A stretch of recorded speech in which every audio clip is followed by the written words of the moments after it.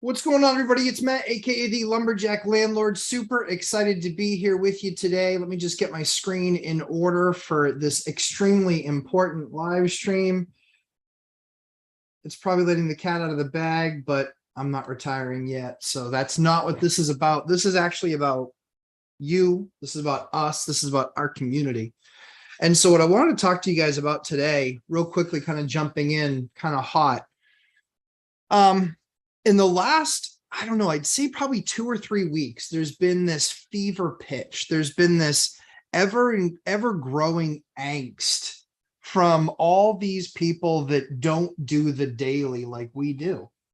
And the fact of the matter is that there is nothing but opportunity coming. And opportunity comes from having done the work, having done the research, understanding exactly what it is that we do on the daily.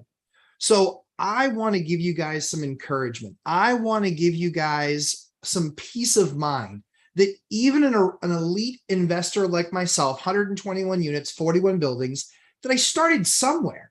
It didn't come out of thin air. I didn't show up. I wasn't handed anything. It was all hard work. It was all grinding for 20 years.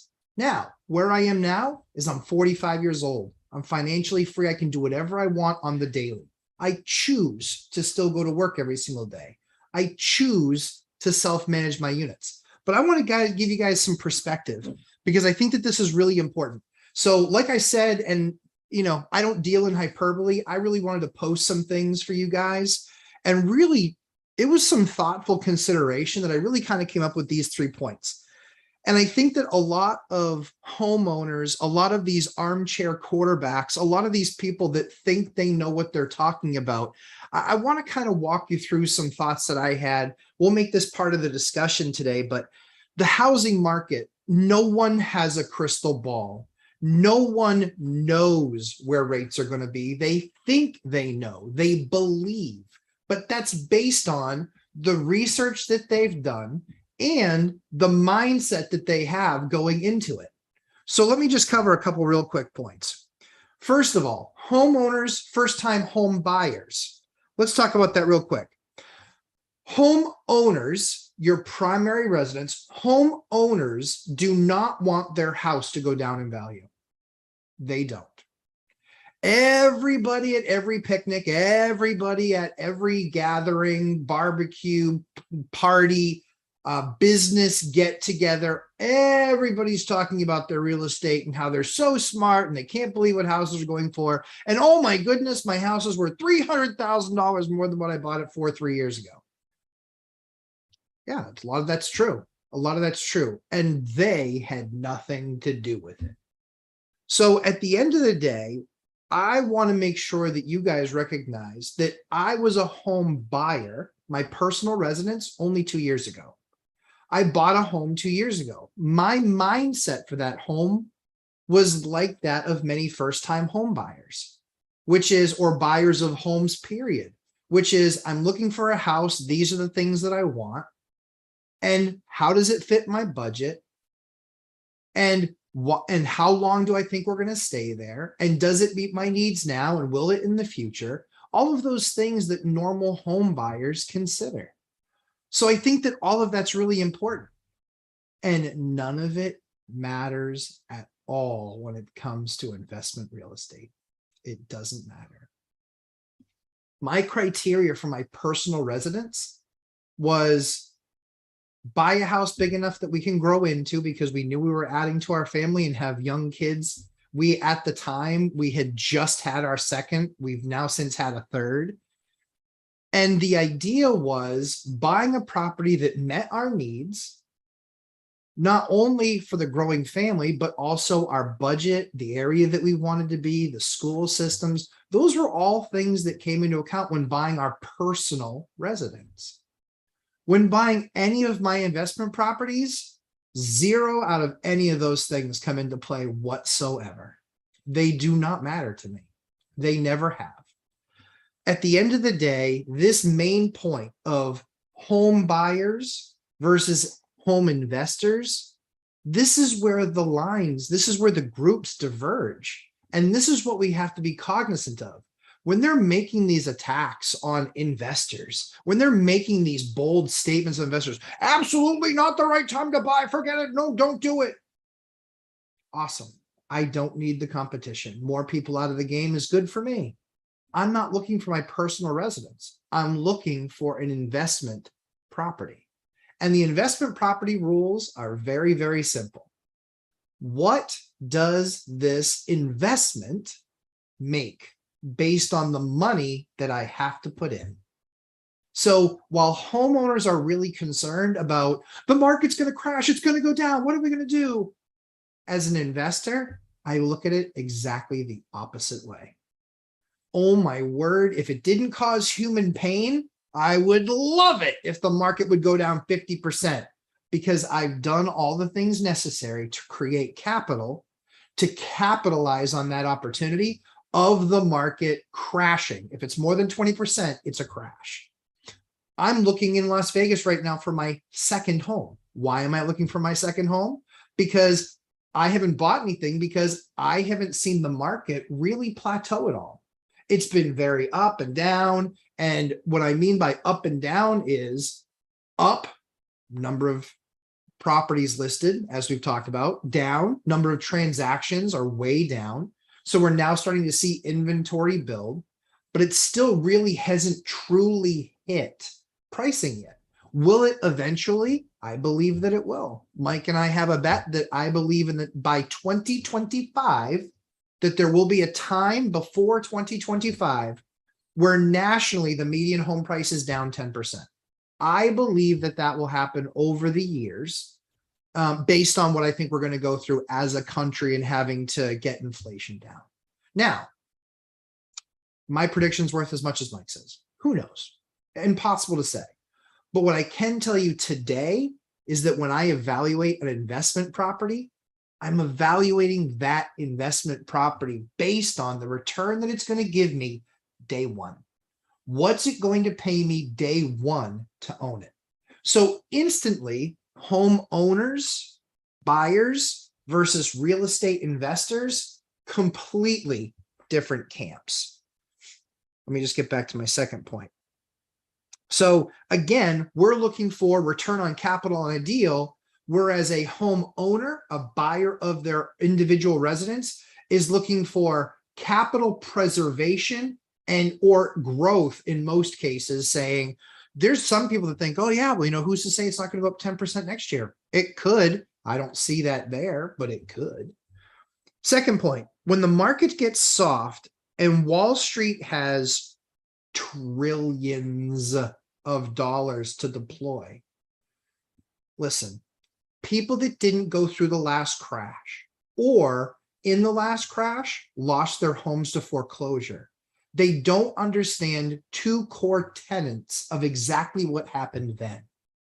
There were bad loan products, the 2 and 28s, the teaser rates. The 2 and 28 was you get a really low payment for 2 years, and then at 20, and then after that 2 years is up, the payment would skyrocket, in some cases double. In other cases, they were teaser rates, which was here's your number for the year, and you can pay whatever size payment you want, and then it recalibrates after that year or two, depending on which bank you chose. It recalibrates, and then it reassesses all of that money and all the interest that you didn't pay over a 29-year span, plus the higher interest rate. This is why, this is what created contagion in the markets, is that those folks couldn't refinance anymore, and they couldn't afford double the payment. In some cases, 50% more payment, 100% more payment, they couldn't afford it. The second tenet to this point is Wall Street has cash, guys. Billions and hundreds of billions of dollars. Billions. I promise you, because they don't need debt to buy the properties, what they will do is they will buy in cash, then they can create a fund and then lever those assets with money from the fund to then give them return. This is a massive difference between home buyers and investors. Massive, massive difference. These are things that home buyers are sitting there shouting, thinking that they're going to get their shot when it goes down 30%. Do you really think Wall Street, with billions of dollars, hundreds of billions of dollars, in some, I think if you look at the whole pie, it's trillions of dollars in available funds. Do you really think they're going to let the market drop 30? They don't need to. They can buy on the way down. It's the same discipline that they use when buying stocks. Dollar cost averaging. They can do exactly the same thing in houses. If their stated goal is accurate, like they say it is, and I think Mike actually covered this in financial news yesterday, which was they currently own something along the lines of they want their investment to be 10x'd. 10x'd. What they want to 10x it to, they did something like 700,000 homes or something like that they purchased, I believe, in the last, or that they currently own. They want that to be 7.7 million, or excuse me, yes, 7.7 million homes. That's 10x. Even if they average over the next 10 years just that 700,000, it doesn't work like that. They're not going to buy like that. They're going to buy as it dips. It's going to come down, and then because there's continued buyers there's going to be continued pressure on the assets that they're buying. Real estate is an amazing investment vehicle, but the fact of the matter is that Wall Street is going to be looking for those risk-adjusted returns, and I believe that they're going to continue to invest in single-family homes. In silly New Hampshire, we actually have had funds start to come into my markets. They just bought a portfolio. They overpaid, in my eyes, an elite investor in this area. No one, I believe, knows my area from an investment perspective better than me. They might know it as well, but not better. I've done 17 transactions in the last 2 years, and my deals at least give me a 20% return on my capital. These funds are coming in. They paid 20% more than what I was willing to pay. They have much deeper pockets. It's all cash, and they're going to fix them up and rent them out for more. And so I don't look at that and go, oh man, like they're cheating. No, they beat me. They're overpaying for the asset because in their calculus, they believe that that's going to have them end up further ahead. Maybe it will, maybe it won't. We'll see how good they are at being landlords. I believe what they're going to do at the very least is increase the rents, make them higher. They're going to be largely higher than me. I'll then get my pick of the litter for my tenants, and they'll get the people that I didn't accept. So I welcome them coming into my market, and quite frankly, I welcome them overpaying as well. It's not the worst thing. The second tenet to this piece is when economies go into recession, when they contract, banks contract. Banks de-lever their balance sheets. They give out fewer loans. They give out loans to only the most highly qualified. The joke is, if I didn't need money, I can get it. If I do need money, it's crickets. That's what happened to me in 07, 08, and 09. That's what happened to me. I needed money. I couldn't get it.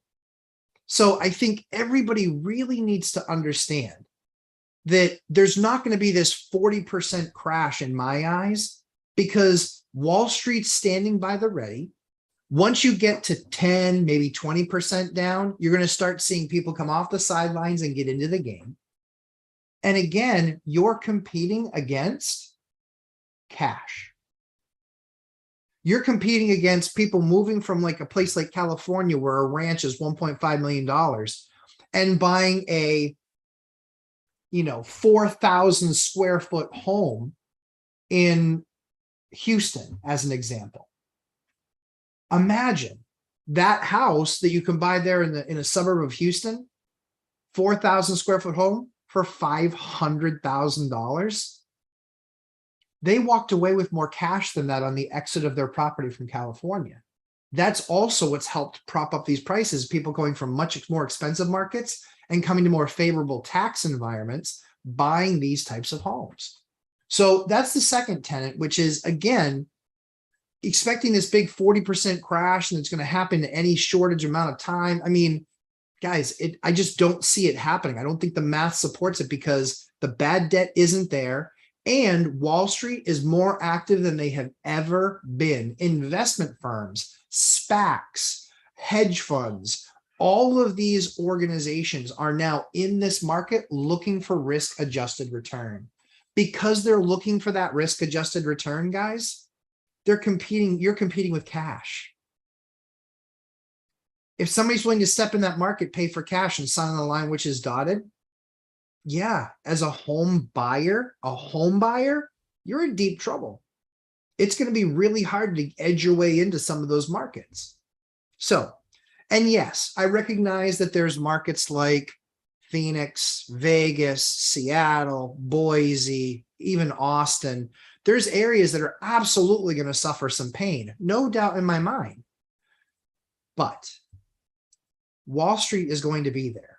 They are going to be in these major cities, and they are going to have billions and billions of dollars to deploy. Billions, not millions, not hundreds of millions, billions of dollars to deploy. This is what we're talking about. Okay, third and last point.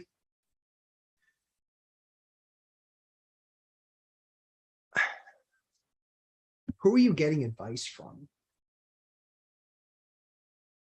Someone at the dinner party who owns nothing but their own home? Who are you listening to?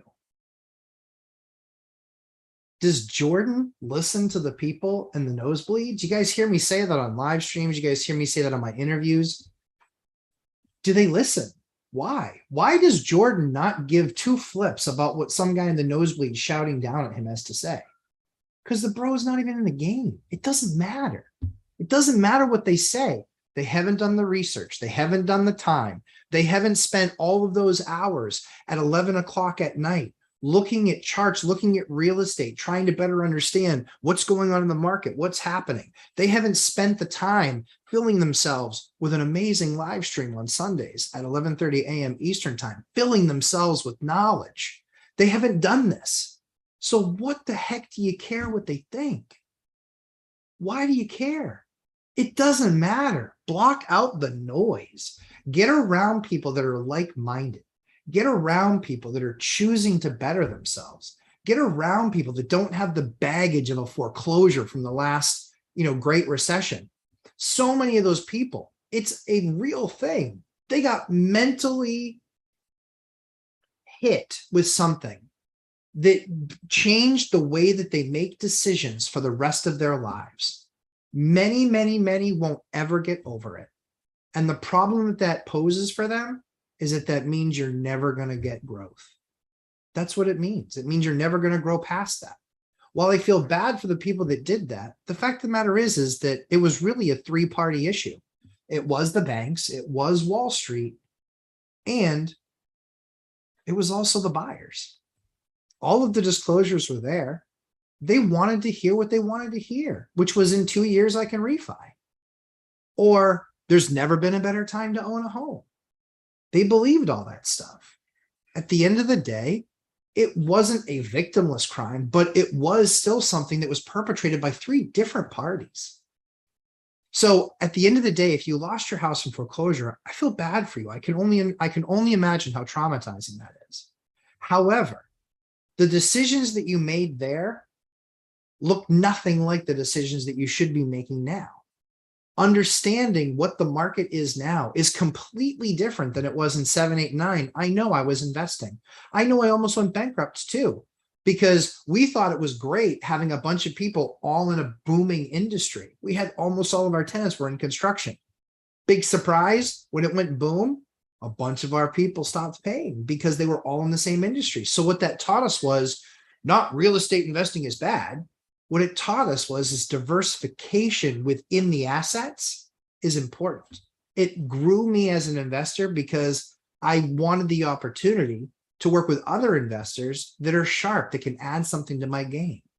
So when somebody says, oh, I watch you and I watch these other 7 guys, awesome. I think that's really important. I think you should listen to a bunch of different views. However, when it comes to actually investing, you listen to investors, because they look at it differently. The game is different for us. When you invest, it's different. It's different than buying the home. It's like, it's the perfect lot. It's a gingerbread house. It'll sell so fast if we ever need to sell it. Like those are that last thing is something that no one ever says. They're like, it's our forever home. It's probably not. It's probably your next 5 to 7 year home in all likelihood.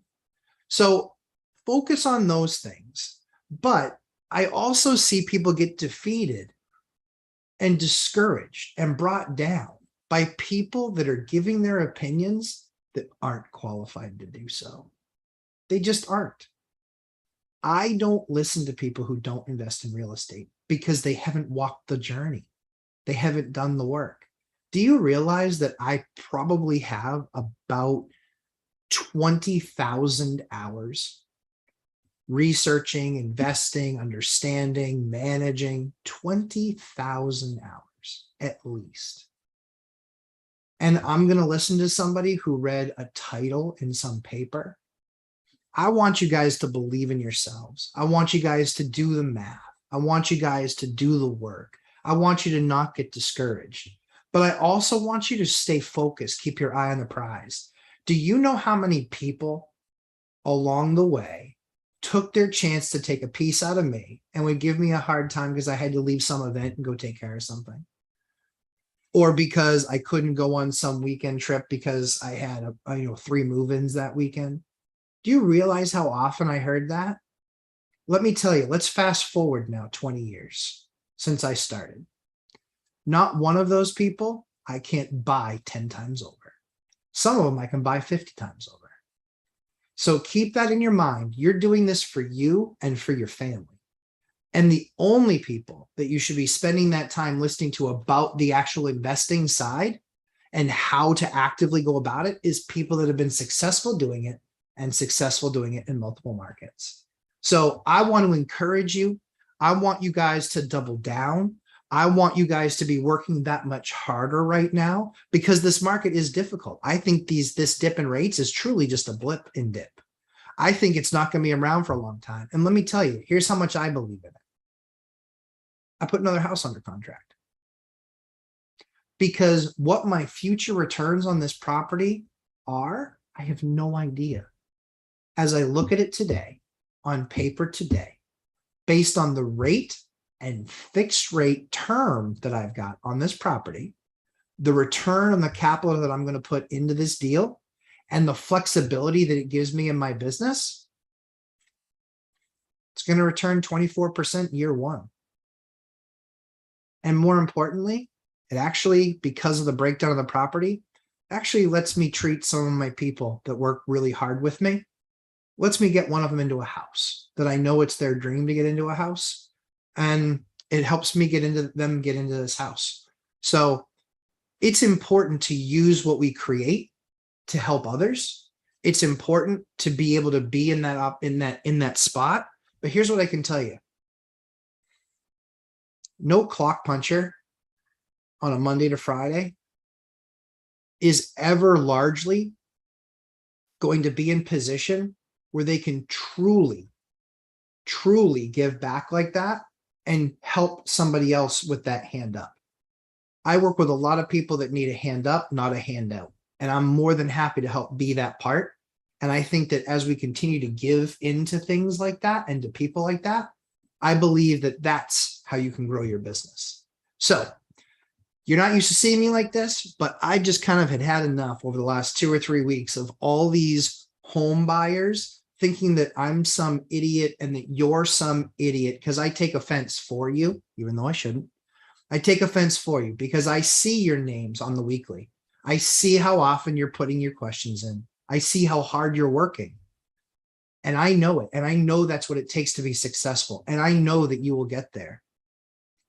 But don't listen to the noise. There are so many others that will not get there. And if you're starting at 30 or 40 or even 50 or even 60, this can be the opportunity that you have to double down, refocus, and create lasting wealth for your family. You look at Mike Zuber, you look at Dion McNeely, you look at Millennial Mike, you look at Anna Kelly. These are all people that came from basically nothing. Food stamps, Section 8 housing, no housing. And look at where they are today. And it's because they wouldn't take no for an answer. It's because they didn't listen to the noise. And it's because they invested in themselves and in the future of their family. So I hope that encourages you. I hope that gives you hope. I hope that gives you hope. And I think that you need to not be listening to so many of the naysayers and other voices, because it's real easy to be a tough guy on a keyboard, or even somebody that has a YouTube channel and just tell you the way it is and how all us investors are idiots. Okay. How do you measure success? I'm pretty sure you measure it by dollars, right? In a lot of cases, they say, well, yeah, I'm doing this and this is what I'm going to do. And yeah, I'm more successful than you. I like helping people along the way. But if you want to really come down to brass tacks, yeah, the numbers dwarf anything that they're doing. They just do. So let's get into some fun stuff. I saw you guys loading up on the questions. So holy cow. Oh, one thing real quick. Super awesome merch. Sorry, let's get the beard out of the way. Super awesome merch. The Lumberjack Landlord t-shirts. They are going to be available. We're going to put them on the site. But one of the things that I've talked to my team about, and when I say team, this is actually a group of friends that we just kind of hang out. We talk about stuff. One of the things I wanted to do for you guys today was really two things. Aside from that amazing monologue, if I do say so myself. The other thing that I want to talk about you guys today is I'm going to give away one of the Lumberjack Landlord t-shirts. If you want me to sign it, I'd be honored to sign it. I'd be happy to sign it for you. I can make it out to you, or I can just sign my name to it. That doesn't add any value. It's just if you wanted it as a funny memento. One of the things that we're going to do today is we're going to try and really pump up this video today. I really want people to hear that message. It basically kept me up at night, honestly, last night, just really thinking about it and stewing on it, and really something I really wanted to share with people. Because I think that too many of you are getting discouraged, either not finding a deal or thinking that you might be wrong, or listening to these other voices, or hearing these other people say, oh, you took it away from some other real estate buyer. It's on the open market. It's a free market. Jump on in. Jump on in. If you've done the work in the time like I have, you have just as fair of a shot at it as I do. So I'm going to be taking one of these Lumberjack Landlord t-shirts today, because the YouTube algorithm likes super chats. I believe the channel's set up for super chats. If it's not, you can tell me, and then we'll just do it next week. I believe I set it up properly for super chats. If for some reason I have not, let me know. The super chat the goal is not the amount. The goal is the super chat period. Even if it's $1, if it's $2, whatever, that will make sure that your question gets answered, because I see a ton of questions today and I'm not going to be able to go all 3 hours. Number one. And number two, that super chat actually teaches the YouTube algorithm to say, hey, this is valuable and worth listening to. And that first 15 minutes, I really want people to listen to. You need to be encouraged. You need to be excited. You need to find that thing that really started to well up inside you that says, this is how I'm going to create a wealthy future for my family. There's a reason you haven't heard of my name before. It's because none of the people before me created enough wealth to truly impact the masses. But what if I can build that for my kids and bring them up in the business the right way, where then they can impact that much larger group of people? So hopefully that encourages you. There is no feature for it. I think it isn't set up properly. I wanted to send you 420. Okay. So I just saw, okay. So we're seeing, let's see. So the super chat is not set up properly. That's good to know. Thank you, Mike. I appreciate that. I will fix that for next week, and we will do a t-shirt for next week. But yeah, the merch is in, and then we'll get this stuff on the site. And like I said, I'm happy to sign. I'm happy to sign anything for anybody. It'd be my honor. And again, just a fun gift. So let's jump into the questions. I hope you guys are all having a super awesome week. We might be joined. We might have a guest sometime today, but we'll see. I'm not putting any pressure on that guest, but if they're hanging out and if they want to jump in, I'd be more than happy to have them jump in and hang out with us for a bit. So let's jump in. Andrew P. Good morning, sir. Good morning, Andrew. Hello, fam. How's the fam doing, Lumberjack? Fam is doing great. We're enjoying our time from our clear scans that Eliana got. Tomorrow will be 2 weeks. It's been a huge blessing. We got our miracle, and we're just really enjoying the first time of our family being able to be all together, and also being able to go out and do stuff. We were under quarantine for about a year with her diagnosis. So thank you for asking. Millennial Mike, what up, gangsters? What's up, Mike? How you doing, pal? Keith Hager, good morning. Good morning, Vietnam. I won't do that into the mic because it's a major audible thing, and I've got a pretty good set of pipes, so I'll blow people out if I do that. Wake up, show up, plant the seeds of your future, do the work. Yes, Keith, that's exactly right. Michelle Meyer, hey, Michelle, good morning. Good morning back to you. Ryan Allen, hello. Hey, Lexi. Hi, Lexi. Lexi's going to be one of that next generation that doesn't listen to people that aren't doing the work. It's important to have advice from others that are doing it. It's important to seek counsel. It's important to grow and be around people that are bigger than you. I'm bigger than most, people-wise, but business-wise, aspire to be something. It's not important to listen to people that aren't in the game. I don't listen to them. And I want you to not listen to them because it's only a detractor. I got dumped on so often for having to leave a party, an event, not being able to go to something. Like I said, the most successful of those people that used to give me a hard time, 10 times over, I could buy them 10 times over with what I've stored up. And that's not the goal. But the goal is the legacy that I'll leave behind, what I can do for other people, because we give out of our excess. If you don't have it to even go on yourself, you certainly can't give. You can certainly always give sacrificially, and that's important. But I want to give more, and so we do more. So yeah, more exciting stuff to that end as well. So hey, Lexi, I wanted to ask about your project that you were adding a floor to. What were the first steps? Who did you talk to or write needs to be done in the beginning? So the very first thing that I did was I actually reached out to an architect, because any surveyor is going to request first that what are your plans? So you're going to want stamped plans by an architect where they look at that and say, okay, yep, and then design all the plans. And then I take that to a surveying company. They then survey the land. Then they work with an attorney to then go in front of the town. I could present it myself. I don't think that's the best route of getting approval. There's too many things that you could miss. I ask a lot of questions of those experts as I'm through the process because I want to better understand it. I want to continue to key on. I want to continue to better understand what we're looking at, what the down pitfalls are. So each time that happens, it's probably $4,000 to $5,000, maybe $6,000 for the drawings.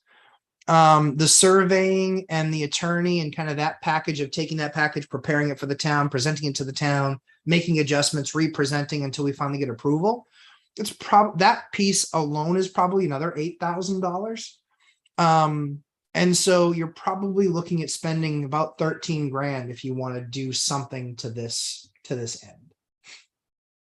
And that was the first step, reaching out to an architect and actually talking to some folks around, other people that have done other projects. I talked to the city as well and said, hey, this is the project that I'm looking at. Are there any architects that have done that recently for the town and filed paper? And so that's a lot of times how I find a lot of that stuff. Dion, talk financial freedom. Every time you hit the like button, an angel gets its wings. Dion, that's actually true. I've seen it. Yep. That's why I'm always looking out that window right there, seeing the angels. Yep. Every time. Gary Lee, I'm moving cross country and buying a new primary residence. I have a 20% down, but I'm thinking about using FHA to hold more cash. What would you do? So Gary, there's a ton of information there that I don't have. However, here's what I can tell you my investment strategy is. My investment strategy is I always want to buy property with the least amount down. For my primary residence, that's how I looked at my primary residence. I fought with the bank for quite some time trying to get that number lower, and I did. The second thing is when it comes to properties, I also want to be buying property with the least amount of money down for me based on my business and how I built it. But it still has to give me significant cash flow. So again, not knowing any of your situation, I don't know any of the other pieces around that. That's only what I did for me, for my business. REI stoners, I pity the fool not doing the everyday work. How is that, REI? One. For those of you who don't know what REI is talking about, I bring my family. We teach our kids yard sailing. We are big yard sailors. Every Saturday we go as a family. We teach their kids not to touch anything. We teach them to be respectful of other people's things. We teach them, getting out of the car and looking both ways on the street. These are all very teachable moments for us. And so what we also teach is just because we showed up somewhere doesn't mean you get something. It's also just because we see something that we like doesn't mean we need it. However, if we do see something that we like, let's talk to mom and dad. And if we agree that it's something we can do, we just want to make sure that we get our best price and that we get value, that we do it in a respectful manner. So those are all tenets that we teach our kids on Saturdays with our yard sailing. And so this last weekend, or yesterday actually, I was able to get an A-Team from the 1983, an A-Team van. And I was a huge fan of that when I was a kid. I watched it in 1985, 85, 86. I was like 8 years old. So I love that stuff. And so that's where that comes from. So thanks, REI. And if you're not following me on Instagram, you know exactly what I was talking about, which is Lumberjack @LumberjackLandlord on Instagram. Check me out there. We do house stuff there too, but every Saturday we update what our great finds were on Saturday. Andrew P. Love the energy out of the gate. Let's go. I agree. That's right. Let's go, Andrew. You're doing the work. Kip Stephens. Good morning, Lumberjack. Good morning, Kip. Good to have you here. Gary Lee. I have very low DTI and rock solid liquidity. Yeah, I think that, and then in that case, again, I can only judge it based on my shoes and knowing everything that I know about me and my business. I like buying properties with as little down as possible. If they're primary residence, for sure. And number two is if it's an investment property, without a doubt, absolutely, so long as the numbers still make sense.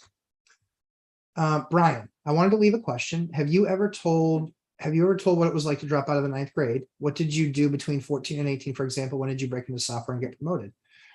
So between 14 and 18, I ran my own business. I did everything I possibly could. I mowed lawns. I worked shifts here and there in different hobby stores. I was really into sports cards and really, Gary Vaynerchuk and I have very much the same kind of life through our teenage years. He graduated high school. I didn't. He's worth a lot more than I am. But we kind of have that same kind of energy. I don't curse nearly as often, only because it's YouTube and that's a fast way to get stuff flagged. But from 14 to 18, I just worked, and you couldn't work more than 20 hours a week for anybody. But a lot of times you just find jobs under the table. I was entrepreneurial. I would, when I finally got my license, I had a car. I bought a car for myself before I even had my license. And I did that because I knew I needed to be mobile. I needed to be able to get to stores and look at baseball cards and look at hockey cards and look at sports memorabilia stuff, be able to flip it on the market. I mean, all due respect to Gary, I was flipping before Gary was flipping. So, and yeah, there was no eBay. There was a telecheck or something like that. It was a company that was, or tele auction. It was an auction where you would type in and do all the work on your phone. It was crazy. And that's like a real legit, like typing phone, not like a smartphone. And so I would put stuff up on that auction site that I would find out, open up packs of cards and break them, do set breaks. And I did all sorts of stuff like that. So just straight out, I hustled. Like I said, mowed lawns. I bought a plow truck one year with money, and I just plowed, and I basically would just drive around neighborhoods during the snowstorm. That's what I would do. And I would say, hey, want me to do your driveway for you? And be like, yeah, sure. How much? And be like, what does everybody else charge for? I'm like, oh, I can't even get anybody to stop, because most people won't stop. So I would just say, yeah, sure, I'll do it for $40. And so that winter I paid for the entire cost of the truck and the plow, just by plowing. And then I had that truck, and then I got a real job. So I had to sell the plow truck. But I got only about $1,000 less than what I paid for the truck, but I had made money that entire winter with the plow truck. Then I had my normal job that I worked too. Software, I started off in the telemarketing department, and I worked up. So I went from a telemarketer to an inside sales rep to a field rep in one company. I then changed over to another company. I went inside, but it was much higher on the pay scale. And then I became a field rep there. And then I got promoted to running a product line for all of North America. And then I went to another company and took a senior rep position. Then became a team lead, then a manager there, then left there, became a director somewhere else, then went back to that other company as a VP, and then was promoted to a senior VP and now executive VP. And so, yeah, I worked my way up through. So I'm not afraid of hard work or the grind, and I'm not afraid of, I'm really not afraid of really much of anything. So be encouraged. Tom Kine, hey all, good morning, Matt. Glad to be here with you all. Tom, I'm glad to have you. Clinton Roberts, hi Matt, LVP or tile and why? LVP. Less expensive install, less expensive to take care of. If something breaks, it's very easy to replace a piece of LVP that something happened to or gets scratched or broken. It's a better look, I think. Yeah, LVP all the way for me. I've actually gone over tile with LVP because the floor was good strength wise. I just wanted a better look. And with the LVP, you know, replacing one's easy and you can keep like some extra tiles around. But what happens if somebody like literally delivers a new fridge and drops it, like holding it, and they break a full row? Like you could be out of tiles forever. And then what do you do about the next one in the middle? You know, so yeah, LVP for sure. You can keep one box behind, and that's usually about 24 square feet. It's like usually 9 pieces or 12 pieces. You're not going to break 12 pieces that far across. So that's why LVP. Good question, Clinton. Cashflow Johnny Ramirez. What's up, real estate freaks? What's up, my man? Sammy Farho, Matt. Good morning, Matt, and everyone. Good morning. Matt, I'm looking to do a small 450 square foot 1-1. Any advice on how to maximize space or make a small area look bigger? Don't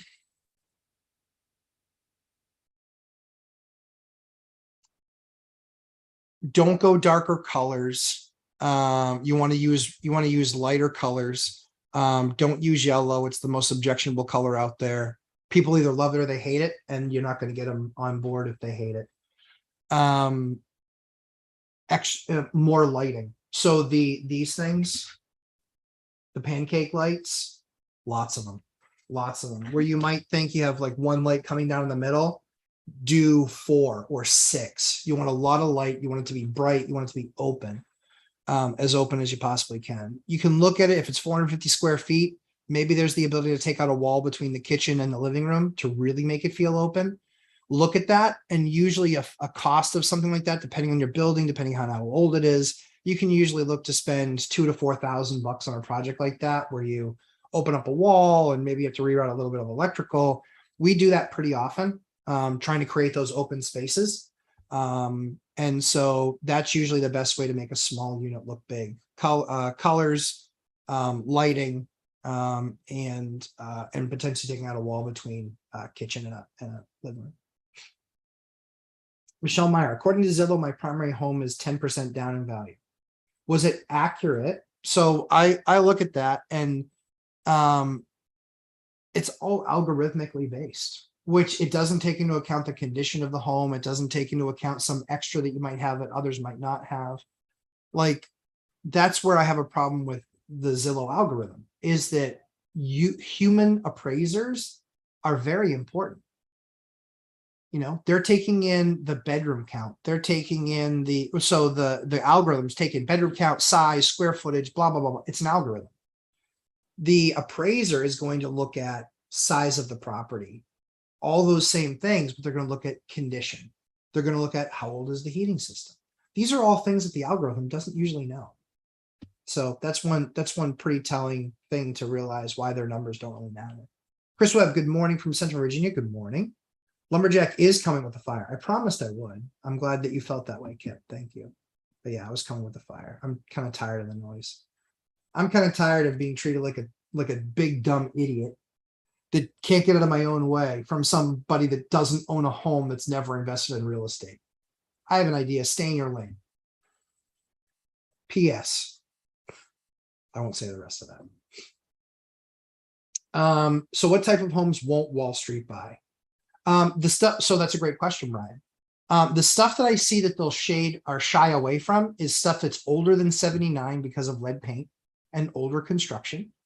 So they will shy away from that stuff. They do like single family. They don't do a lot with small multi 2s, 3s, and 4s. This is why my bold prediction a year and a half ago was the best asset in this market for the next 3 to 5 years, I believe, is small multifamily, 2s, 3s, and 4s. That's why I still believe it. Chris Webb, how do I go about pricing a new build with a fourplex? Start talking to some builders. Yep, start talking to some builders. That's the way you do it. And the biggest thing is you need to have plans that they can actually look at and quote out. That's the biggest thing. Sammy Farho, what do you think of the market after the bad news on RE is now out news to everyone? I bought a deal. I think so much of the market. I bought a deal this week. Guys, I'll buy deals because it's not about what the world thinks about the market. It's not even about, do you know how many economists got 08 right? I'm waiting. Basically zero. Basically zero. They didn't understand that if 8% of people didn't buy, if 8% of people stopped paying their mortgages in the AAA bonds or in the very best bond that you can get, 8% stop paying, that entire bond fails. They didn't understand that. Now we understand all of that stuff, but toxic assets, they just aren't out there nearly like they were then. They're just nowhere near those numbers. So for somebody to say, oh, it's 08 all over again, it clearly you didn't understand how 08 happened. Because the debt structure is completely different. Equity in houses is completely different. Even with all of this inventory come on, still nowhere near where we need to be to have a balanced housing market. To a lot of these boneheads in the business that have been in the business only for a few years, or they were in a business for a while and they came back to it because they're one of those industry hoppers. You know, they were in real estate in 05 and 06, but then they got blown out because they weren't really talented. And because the companies were drastically downsizing and there wasn't any volume there. They got into some other thing. And then they were in collections for a few years, right? And then they were like, oh, well, maybe I'll try my hand at real estate. And they got into real estate for a while. And oh, that was working really well. Well, what if I could do loans now too? Then they start doing loans. And then they think that they're like the man, the myth, the legend. They're doing so awesome. It's the market. It's the market. Let me know how you're doing a year from now. Let me know how you're doing when 96% of loans are under 5.25% for a 30-year fixed rate debt mortgage. What are you going to refi? What's there to refi? Refi was a massive part of their business as rates continue to tick lower. It made a lot of mortgage guys really wealthy and a ton of money.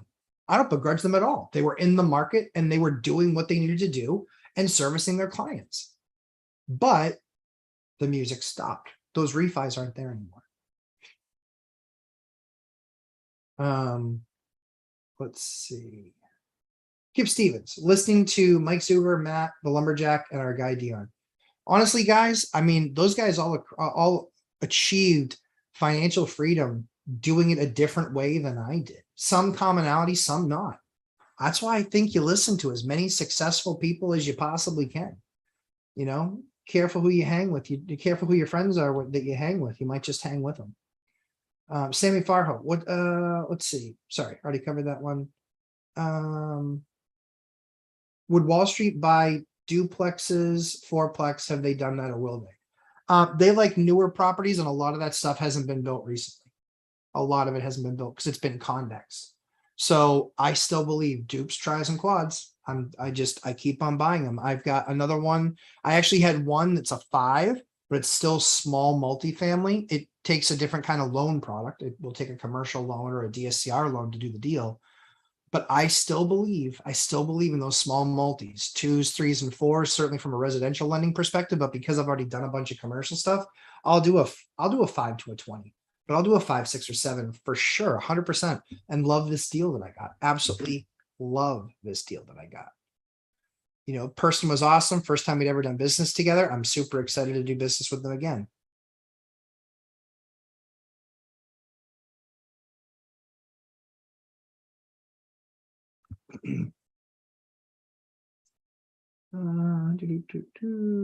Melvin Yoder, good morning from Western New York. Good morning.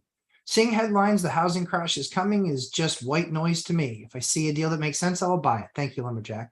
Melvin, you're doing the work. You've done more work. All due respect to that journalist who wrote that piece, you've done far more work than they have to understand exactly your market. And nationally, I don't care what happens. I don't care.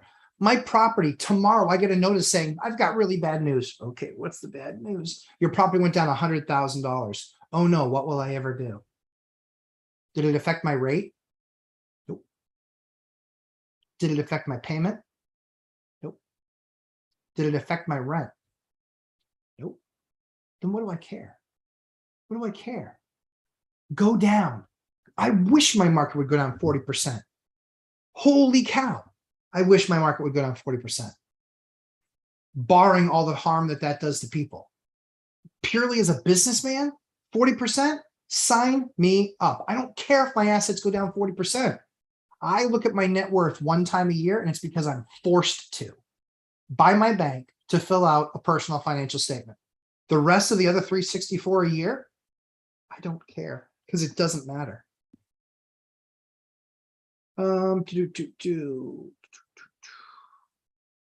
Nicholas Massey, when looking at average rents, does it ever make sense to charge $50 to $100 less to get more candidates that might allow for more qualified tenant competition? It can, sure. If you're struggling getting the rent and where you need to, the first thing that I look at is where is it being posted? How much activity are you getting? Those are the things I recommend a rent box, quite frankly. I've patented the idea, it's not patented yet, but I've come up with the idea, if you will, of a rent box. It's much like a buy box, except the rent box is taking the time to look at all the things listed on the market. How long did they last on the market? How much are they charging? What was the area quality and what was the product quality? If you just chart those things, then what the price is, you chart those 5 or 6 things. That's all that you need to know. That's how I tracked, where I was like, wow, this market, this part of the market really going up. Well, it was a town I didn't do a ton of business in. Guess what I found out? I found out that they started outsourcing their schools to the top school in the state. That's not something that I naturally track. But guess what? Now everybody and their brother wants to be in that town. Rents went through the roof. They doubled. They doubled. I'm enjoying that. That's been fun for me because I didn't do anything. That part is being lucky. However, I invested in that area for 9 other drivers, and all of those other things came true as well. So we'll say it's partly because of the schools. Anna K, good morning, Matt, and everyone. Good morning, Anna. Sam Farho, is commercial office rent better than resi rent in general? No, not that I've seen in my market, but I'm sure that's different everywhere, but not in my market. Bitcoin man, what is Western New York exactly? It's a good question. Could be anything. Could be Niagara. Could be Buffalo. Could be that area. Might not be though. Bitcoin. Nope. Sam Farho. Wow. What is 20,000 hours translate in years? 20,000 hours. So full-time job is 2,080. So it's like 10 years of a full-time job, but I did over 20 years. And so it was more like 20 years of a part-time job. That's what it translates to. Phil Nealon, good morning, all. Love your perspective, Matt. Thanks for the live. You're very welcome, Phil. Phil, congratulations. I know you're working on some projects. Let's go, Lumberjack Diamonds, diamond hands, right? Yeah. That's the crypto bros have been silent for quite some time. Bitcoin Med. Western part of New York State. Google YNY gives you a good answer. Okay, interesting. Malcolm Gladwell says you need 10,000 hours to be an expert at something. So Matt, you are double landlord expert. Yeah, so it's that 10,000 hours, right? And so for me, I'm very, very blessed to have understood that concept. And so there are three things in my life that I have become, that I'm an expert at. Three things. And because I have more than 10,000 hours in those things, and they weren't passive hours, they were actual invested hours. So because I have those three skills, those are things that will never leave me. If I go to zero tomorrow and I'm wrong on everything, I will rebuild my business and I will rebuild it from the ground up, because hard work doesn't scare me, because I know that it would have been something from left field that got me. But I'll go back into it recognizing that's something that needs to be better mitigated. Bitcoin man. I grew up in Manhattan, but I do not know the state at all. Well, that's because you grew up in Manhattan. I'll give you a joke, Bitcoin man. Is there any part of New York outside of Manhattan? Right? Paula M. Silva, good morning, Matt. Good morning, Paula. Cashflow Johnny Ramirez, smash the like. Thank you. I appreciate you. Millennial Mike, been trying to do the super chat for the 420. Thanks, Mike. I appreciate that. I will make sure that that's working next week. I thought I hit the right button. Apparently did not, but we will still do the t-shirt giveaway next week. Good morning, Matt and everyone. No code on. Good morning, Dawn. Melvin Yoder, I'm here to learn, right? We're all giving up our Saturdays. And just so you guys know, I get offered consulting dollars all the time. This is the only time a week that I have to give to something that, you know, outside of my family. And so that's why I do this live stream instead of taking the money. That's why I do it. I do it here. I want to give you guys my time and answer. I rather impact 50 people than 5 or 3. So we'll continue to do that. All-nighter hider. You are what you think. Good morning, all. Oh, we can start now. All-nighter hiders here. Beat you to it. REI Soners, love it, Millennial Mike. Yep, awesome.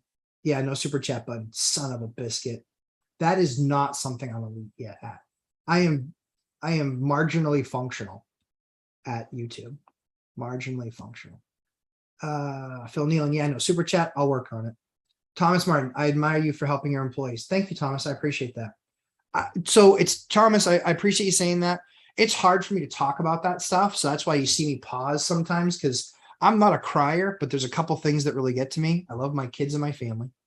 I love all of our armed services folks. See, it's the thing that gets me. And people that I work with. People that I work with that are on this journey with me, they make it better, and I want to make it better for them. And I want to give them the opportunity to, you know, have something, stand on my shoulders. Stand on my shoulders. Just be gentle when you're crawling up my back, but stand on my shoulders. So I appreciate you saying that. It's one of those things that's tough for me to share, because I like to kind of keep that stuff quiet and for my guys and with my guys. When I say my guys in my group. Anna K, in one of the REI meetup groups, one investor showed me numerous emails of a deal not on MLS, houses for sale in the area of my investment. I assume these are wholesale deals. So they could be wholesale. They could also just be, he might be an agent with a bunch of off-market stuff that he might have. Could be any number of things. One of the interesting things about wholesalers that I've seen in the last month or so, I have wholesalers, 3 main ones that I've done the most amount of work with, but these 3 wholesalers that I've done the most amount of work with, what's most interesting to me, they never had more than 1 or 2 properties that they had under contract. All 3 of them have double digit. All 3 of them have 10, 11, 12. I think they're under contract for a number that's too high. Their life is going to be different. So the 3 people that are going to be impacted the most by what's changing this market: mortgage brokers, real estate agents, and wholesalers. Those are the 3 that are going to be by far impacted the most. If you're a real estate agent, you better have a side hustle. Same with a mortgage broker. I think the real estate agent's an easier thing. I've coached a number of real estate agents to say, you need to start making property rentals part of your game. It will give you a steady stream of income while you wait for that next house to, you know, create the next house, if you will, that you're going to be then selling and putting on market for somebody or bringing a buyer to. Sammy Farho, great news on family, all blessings. Yes, it really is. Usama Abdu, thank you very much for joining the channel today. I'm excited to have you here.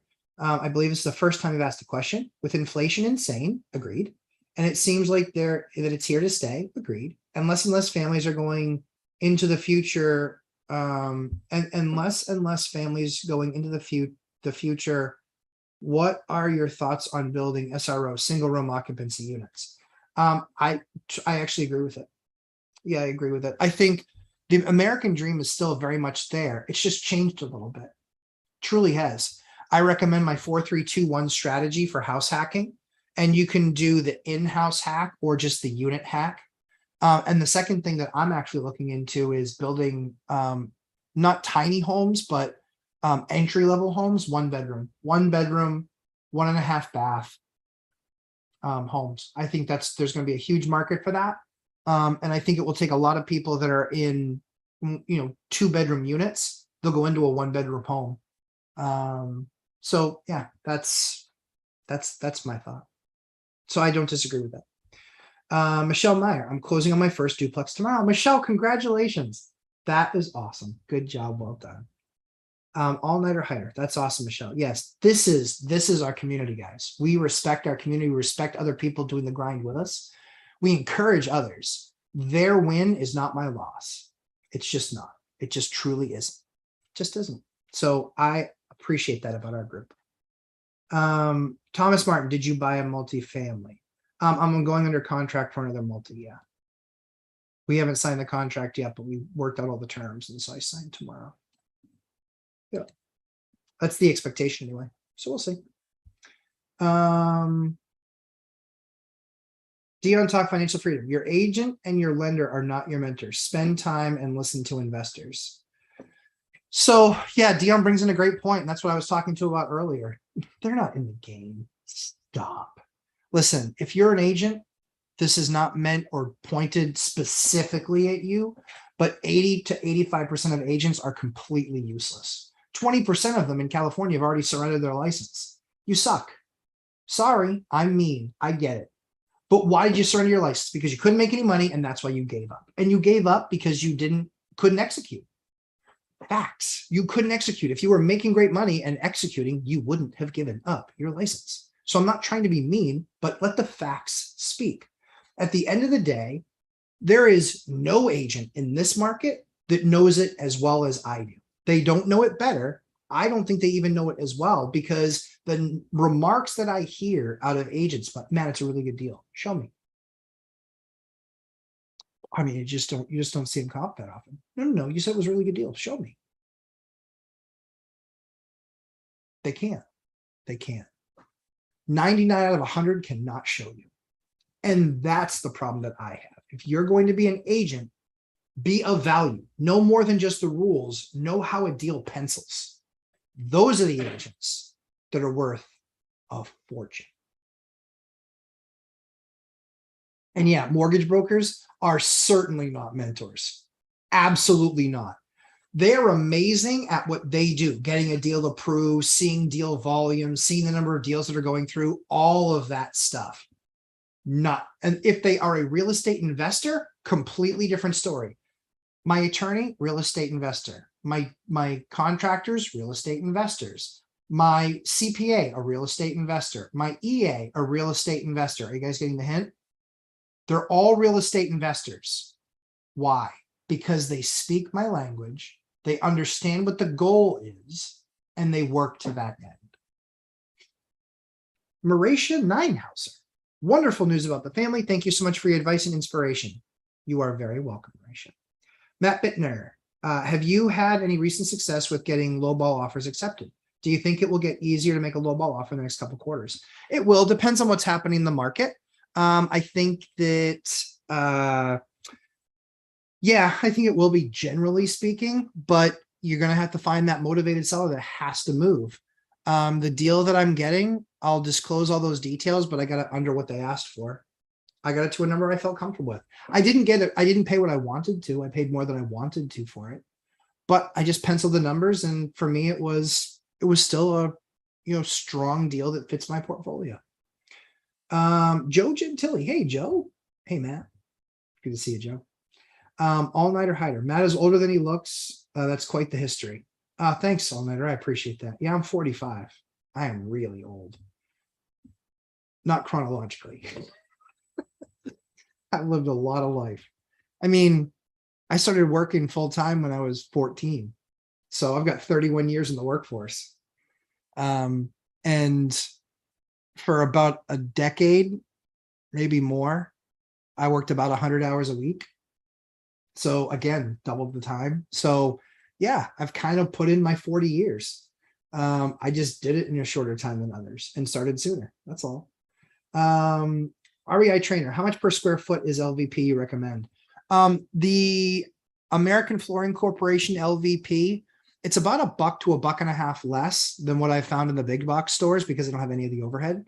They literally buy it in container sizes and then bring it over, and then they put it in one of their 4 distribution centers. Let's see, it ranges from low 2s to high 3s. The stuff that I buy, low 2s to high 3s. REI trainer, and hi, by the way. What's up, my man? All right.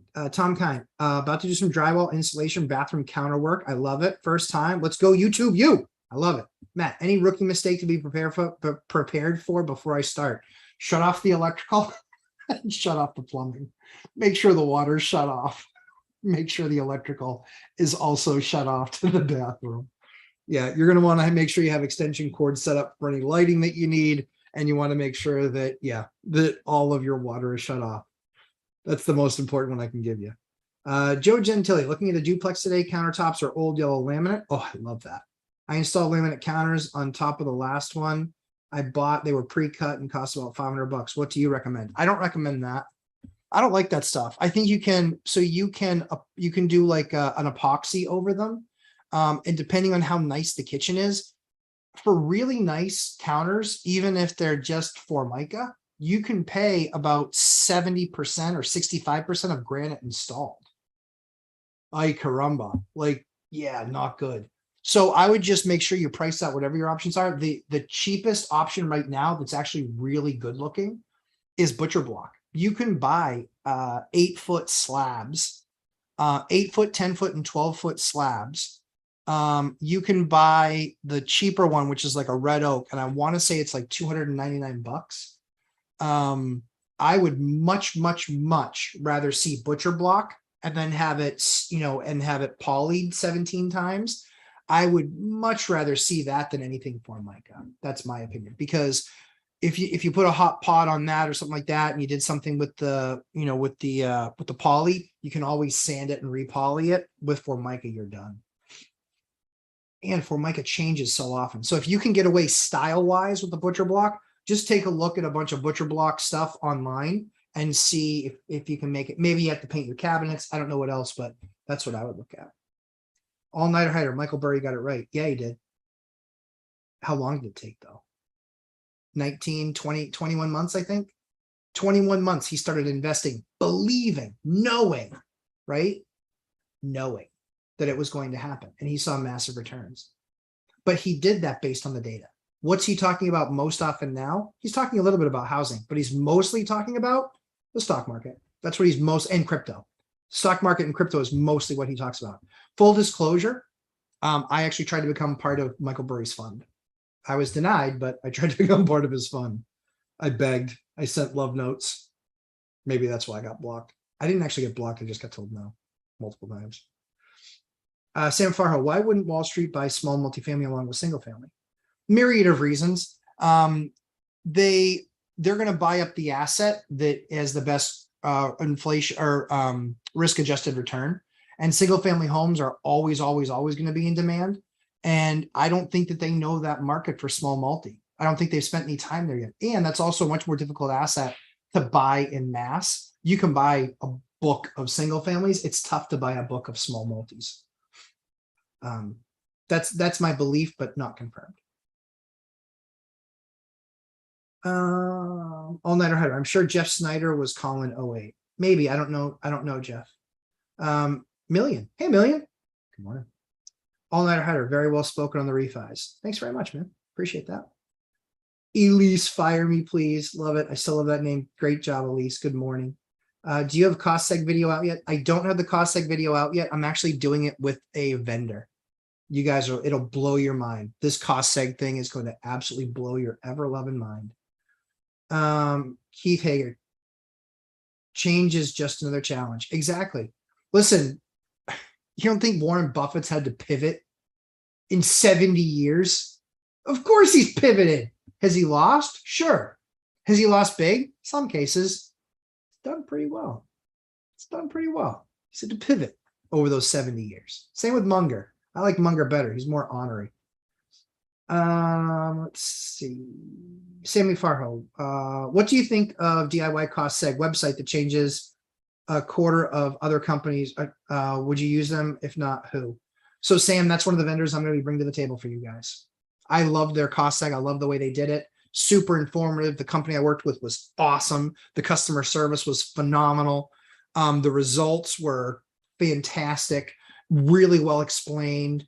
My accountant loved what they saw. So that's what I'm going to share it with you guys. I'll only share stuff with you guys that I've used that worked for me and that I loved the interaction with the vendor. Shirt Lizard, screen printing and embroidery. Love that name. Good morning, Matt. Love your show and all your knowledge. Thank you. So where can I get a lumberjack bobblehead? And I ask, and then could I ask questions anytime? Yeah, it's not like a magic 8-ball. If it were, he'd be doing the show. So this one was a custom made one. I'm sourcing vendors right now with China being shut down. That has been a challenge because most of them bring their stuff, or most of them get stuff from China to make their stuff. I haven't seen anything made in the USA that is anything reasonable on cost. It's just way too expensive. So that was like over $100. I did it because it's me, it's for the show, and my kids love it. But yeah, I don't have anything right now for you, but that's a great idea. All-nighter hider giving some tips. Love it. Whoops. I hit the, sorry.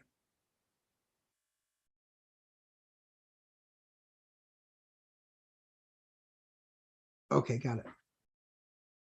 Sam Farho, hi for you. Hi. Ryan Allen, I've had a couple offers not accepted, so I'm considering investing in adding a floor to my current duplex instead. What is your opinion on that strategy? Not necessarily bad. I think that you need to start looking at, so I think that getting an understanding of what that's going to cost to add it, i.e. just knowing square footage, if you're going to add a bathroom, and what does that do if it turns it into like a 2-bedroom unit into a 4-bedroom unit? You just need to know what the 4-bedroom units are going for in there and if it's going to be a good return on your capital. That's how I would evaluate it. For me, I'm doing it because the house that I'm taking the second floor that's on there off and adding another one is because I also want to do an ADU at that same site. So I believe I can do all of that framing all at once. And right now, the second floor on that has an aggressive roof line that goes through it that makes the rooms livable, but not really usable. And then to dormer it, which is basically to set up, you know, essentially the roof goes like this. If you dormer, you set up on a wall out here and you eliminate this roof line. The problem is that dormering it would require a bunch of structural stuff that if we're going to do that anyway, we might as well do it right and then just build nicer boxes on the top and then just have them be, you know, 7.5-foot ceilings, and really truly spacious, and adding a bathroom. That's the goal anyway.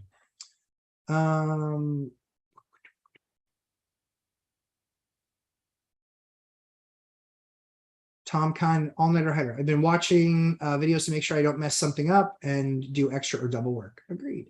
Keith Hager, every now and then a blind pig finds a truffle. Ain't that the truth? When I commented on somebody's comment, they offered me a cookie. I would like the cookie. Let's see. Invest to Wealth. Good afternoon, Mr. and Mrs. Lumberjack. Good afternoon. Ashley is hanging out with the kids. We did our breakfast this morning and spent time together as a family, and then I'll do the live stream, and then we'll come out of this and we'll have some playtime. It'll be a good time. All-nighter hider. The sponge is great because it eliminates sanding the drywall. Yep, you're very welcome. Drywall has been bread and butter for years. That's awesome. Adrian Yarosh just got here. Did I miss anything? Only everything. You're Adrian. That's all right. It's there on instant replay for you to play. You can also listen to me in 2x speed. It's a little bit of a challenge though, because I'm a little bit of a fast talker. Better than being a close talker. All-nighter hider. Yes, I'm here. We can start. See, glad you remembered me. I remember everybody all-nighter hider. I love old people. Me too. Me too. That's why I push so hard to buy their homes, because I know that I'm going to get them out and into a better situation than they're in right now. And it's not just an opportunity to capitalize on.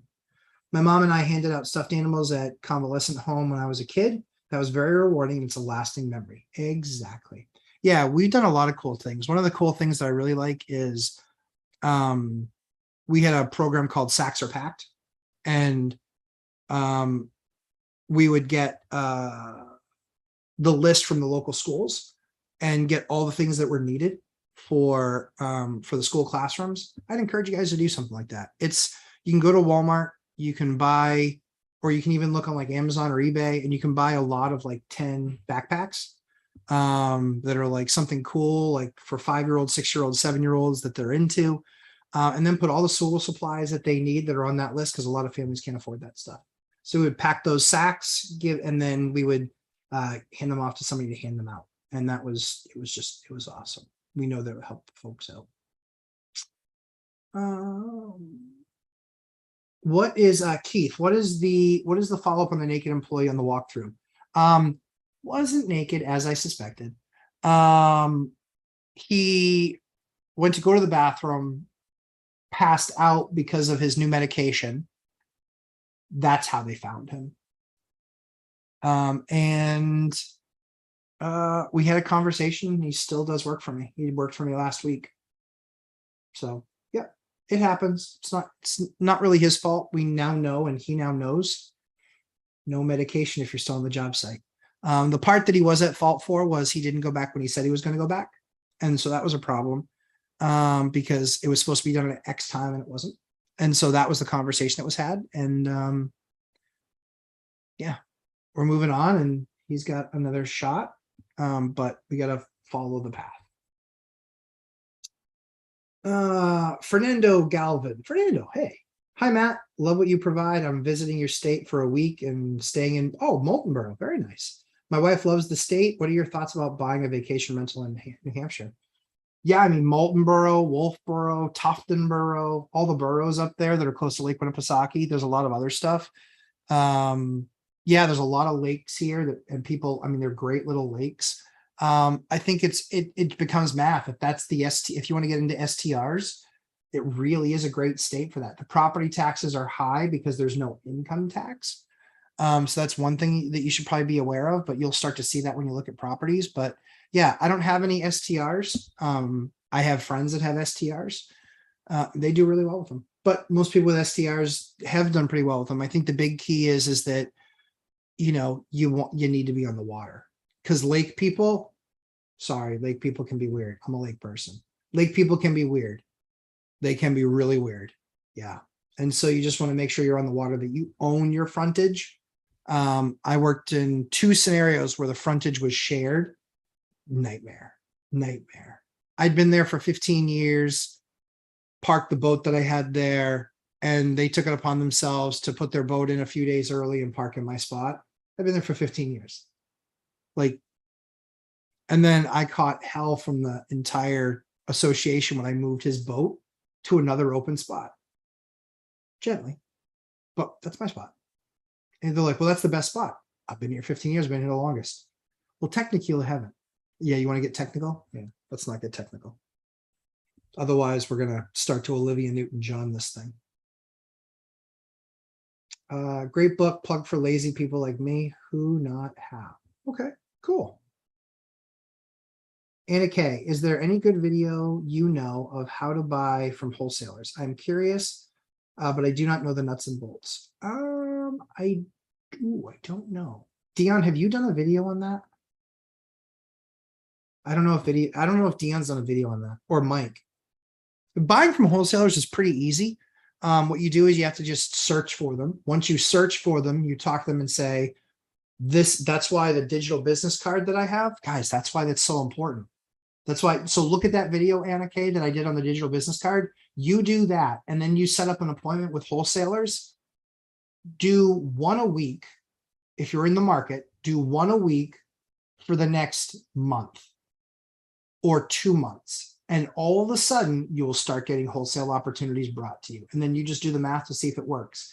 But they will remember your digital business card. Make sure, and then you can write on the digital business card description exactly what your buy box is, how to get a hold of you, all that stuff. They will remember you. My digital business card has already brought me 2 deals. It's paid for itself 100 times over. Telling you, digital business card. Video on Lumberjack Landlord product reviews. You can see it there. It is nuts. Let's see. Gabe. Hey, Gabe. My favorite is when a local agent starts off with investor special. Almost always it's a terrible deal. Yeah, or so it can be a terrible deal, or it's like the equivalent of mechanic special on a car. Like, holy cow, buckle up. It needs a ton of work. I like those because usually those are on the market for a little bit, but I also like them because if it is an investor special, sometimes you can, that's also a flag for potentially them taking paper and then doing some personal financing for you. Adrian Yarosh, what? Doesn't look a day over 30. Yeah, I'm 45. Yep. 45. No joke. I love it. I love it. I've been blessed with an amazing life. I've worked super hard. I've made sacrifice, but man, has it paid off? Has it paid off? And just so you know, that statement that I make about, buying people 10 times over, it's not meant to be arrogant. It's really not arrogant. It's to give you a reflection. And truly, for me, I'm like, well, what's the difference between this guy and this guy, like money wise? And it's like, if you don't really know, then how can you gauge how much more successful this guy is than this guy? There's all the other platitudes of, do they help others? Are they nice to others? Are they easy to work with? There's all those things. Yes. But I'm talking about purely the mathematical measurement, not the emotional intelligence, not any of that stuff. It's truly just the mathematical measurement. And that's the one that, quite frankly, that's the one they're looking at. And they just don't know. Most of my friends most of them had no idea. I have a couple friends that know, but most of them have no idea. And again, it's really just to put numbers in perspective. It's not anything more than that. Ronald Zine. Hey, Ronald. Lumberjack, please keep us updated on your ADU build. I'm looking to do the same. The ADU guy said you rock. He's the man. I love talking to him. I've only talked to him a couple of times. Would love to do something with him. I'm going to reach out to him actually and do something with him. The thing that I'm waiting for is I'm only waiting for my plans to come back. Once those plans come back, I think I want to do something. I'd like to do something with him where we basically kind of go through the process of exactly what happens, costs, kind of talk about it on the weekly and show people. So yeah, I'm open to doing something like that with him. I think he's awesome. And again, elite, right? Elite. The dude's elite. He's been doing it 30 years. He's done tons and tons and tons of them. He is elite. And I like people that are elite at what they do because they've earned it. Sam Farho, house doesn't have gas, so all HVAC, water heater, stove are going to run on electricity all year long. Should I expect double or triple utility bills for tenant if I rent it? How to make this work? I don't know. It's impossible to say because I don't know what your electric rate is. Electric rates aren't national, they're company wide. And so then they're usually regional. So you just have to break down. What I would do is I would look at it and break down, like get copies of the old bills, find a way to get copies of the old bills, understand exactly what you're getting into. Tom Kine, wait, you have 31 years, you're not retired yet? Yeah, true story. Matt Dion is right there to help you figure out. He's very helpful. I love my buddy Dion. Sam Farho in Texas. Okay. Yeah, I mean, I think you got to just look at the numbers. So that's what I do. I'll evaluate the numbers. It's really just evaluating the numbers. Tom Kine, even government employees can retire at 20. Yeah, but they can't start at 14. That's the issue. LVP versus vinyl. LVP. Yep. Vinyl gets a tear in it, you're done. And I've never seen any vinyl that looks as good as LVP. You can replace a piece of LVP easily. You can't replace a piece of vinyl. And vinyl stains easier than LVP. Yeah, still LVP, not even close. Yep.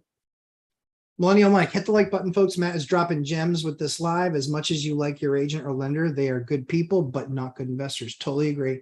You must be an investor. It's on you to be the expert. Totally agree. 1000%. Evolve Properties LLC. Have you test driven any Lambos yet? I have. Yeah. Yep. I have. Great question.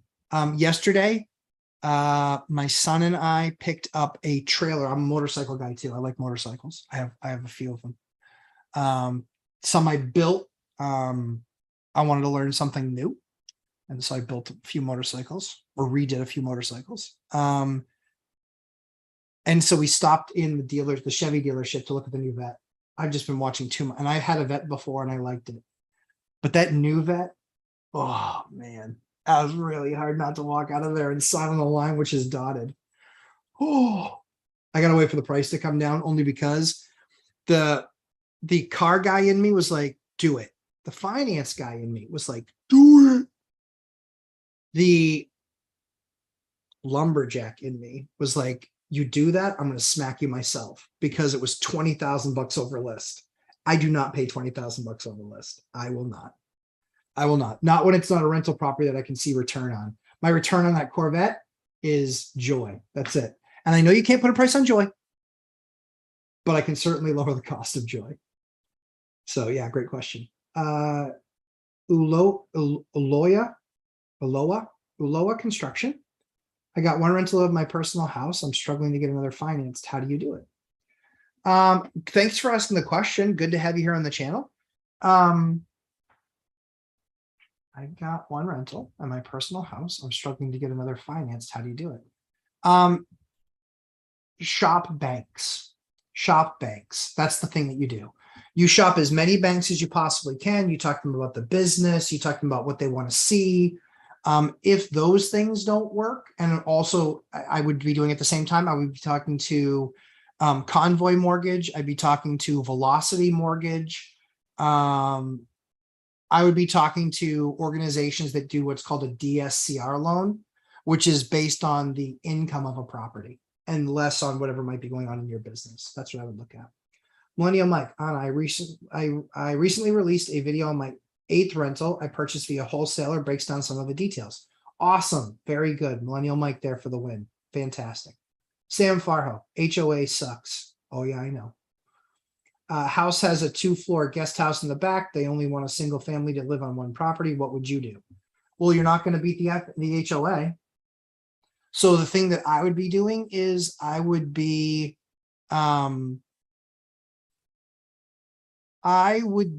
marketing it as a family compound. That's what I would be doing. Marketing it as a family compound. Everywhere you put it, Zillow, Craigslist, Facebook Marketplace, everywhere you put it, a family compound. You know, something to the degree of, all right, this is an hour and a half in. I'm going to drop some gold for you. Are you in that place in life where your parents are looking to sell their home or get out of their home because they don't want to be so far away from their grandkids? Here's the opportunity to not have to have them under the same roof and still have your own separate lives, but also be in a position where they can have their own amazing place to stay, where they will get to, you know, experience their golden years, have you participate as a family as much as you can, but also recognize that things can still be separate, something to that degree. But I would start off with the first part of that basically as an ad, putting the bug in their mind that people are like, oh man. And I would advertise it in where you see stuff that's like, I would have multiple ads, one that's a regular one and one that says 55 plus, because the 55 plus people, they could be looking at that ad and they could be the ones to bring the idea to their kids. That's how I would do it.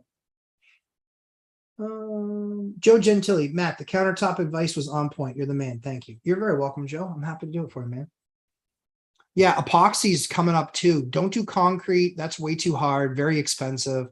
When it's all said and done, I think the concrete ends up being like 80 or 90 a foot installed. It's way over the top. But yeah, epoxy for sure.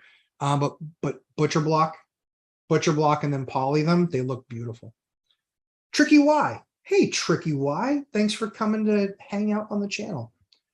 Hope all is well. I'm in Connecticut with a good amount saved. Ahead of the game. 24 years old. Way ahead of the game. However, I'm looking to buy in Fairfield County, Connecticut. I know Fairfield. Yep. Specifically in Bridgeport. I know Bridgeport. Numbers at the moment aren't cash flowing. That's very true. What I would be doing in your shoes is I would be looking at a small multifamily. I'd be looking at a 2 or 3 or a 4. Duplexes, I don't think that they'll cash flow. I think you'll still be some money out of pocket, but it gets you on the ladder. Ideally, you get into a 4 or a 3. I would say don't be looking in an A neighborhood, maybe a B, but almost definitely a C. I would look at a C neighborhood, 4 unit or 3 unit. I think that you'll find that they'll cash flow. I think that you'll find it will be a good unit to hold on to after you move out, move into your next one. But I would look at my 4-3-2-1 strategy, Tricky Y. I think that's going to help you out and help you understand with where you could deploy your capital to get the best return on your capital. Let me know what you think. I'm happy to answer questions. I'm here every Sunday. Lumberjack Landlord. Some of the wholesale websites where they list homes for sale in my area seems like inventory is getting bigger, moving slower. 1000%. Yeah, like I said, my guys, the 2 or 3, the 3 wholesalers I've done business with in the last year or 18 months, all of them used to have 1 or 2 deals. And now all 3 of them have double digit, 10, 12, 15 deals. Yep. And I keep on telling them, I was like, you guys keep on doing mailers all over the place. Do it in some of my areas and you will have a buyer built in for the deal. Just buy it right. I mean, I'm a phone call away. You can get something under contract. Just buy it right. That's it. One guy actually did that and he got a great response. I just haven't done mailers yet, but I will. And then when I do that, then I won't need them. But for right now, I don't mind that. If they, through a relationship, can create a deal, dude, awesome. That's what I paid for. I'm paying for your relationship and your ability to create the deal. All night or higher. I love 2 times speed. I know, not bad, right? Ryan Allen, I have a flat roof currently, okay, and was thinking of a whole 2-bedroom unit above 950 square feet. Yep. There is a chimney that could be taken out to run plumbing and electrical, yep, to the 3rd floor if added. Okay. If you're talking about 3rd floor, what you need to be worried about is usually in most cities, there's a height issue. It's usually 35 feet. Oh my word. Some of this stuff, right? Like I got PTSD from not having to know that particular fact. From ground level to the peak of the roof, the highest point, 35 feet. So make sure that that's not going to take you past 35 feet. And if it does, that might be what you have to do about that might be something that's an issue for the roof. But certainly possible. Yeah, certainly possible. Maria Davila. Thanks for your insight and kindness to this group. Oh, Maria, I'm more than happy to do it. I love that you guys, I get to help you guys with real estate, and there was no one there in the beginning for me, so I'm happy to do it for others. Good morning, Matt. Leanne Vo. Hi, Leanne Vo. I appreciate that. Good morning to you as well. Peter Shift. Is it better to ask for a closing cost or price reduction? Closing cost. I think closing cost. Generally speaking, I don't think it really doesn't matter. But if they feel like they're still getting that number, I mean, some people, there might be an emotional thing to that. But when I'm in those shoes, I don't ask for a reduction. I ask for them to cover costs. And we'll even cap it. You know, if you figure that typically the seller costs are going to be, you know, the buyer costs are going to be, you know, let's say $15,000, and you can pencil it out on paper and you can get pretty dang close. I just say, you know, seller costs up to 15 grand. So that's usually what I do. It's usually a percentage of the deal. But you can get a hard number in there. You can do percentage of the deal. They're all options. Christopher Leroy. Hey, Christopher Leroy. Thanks so much for coming. I don't think you've ever asked a question before. What is your cash on cash return in your location? Over 20%. I do value add investing. It's over 20%. Good question.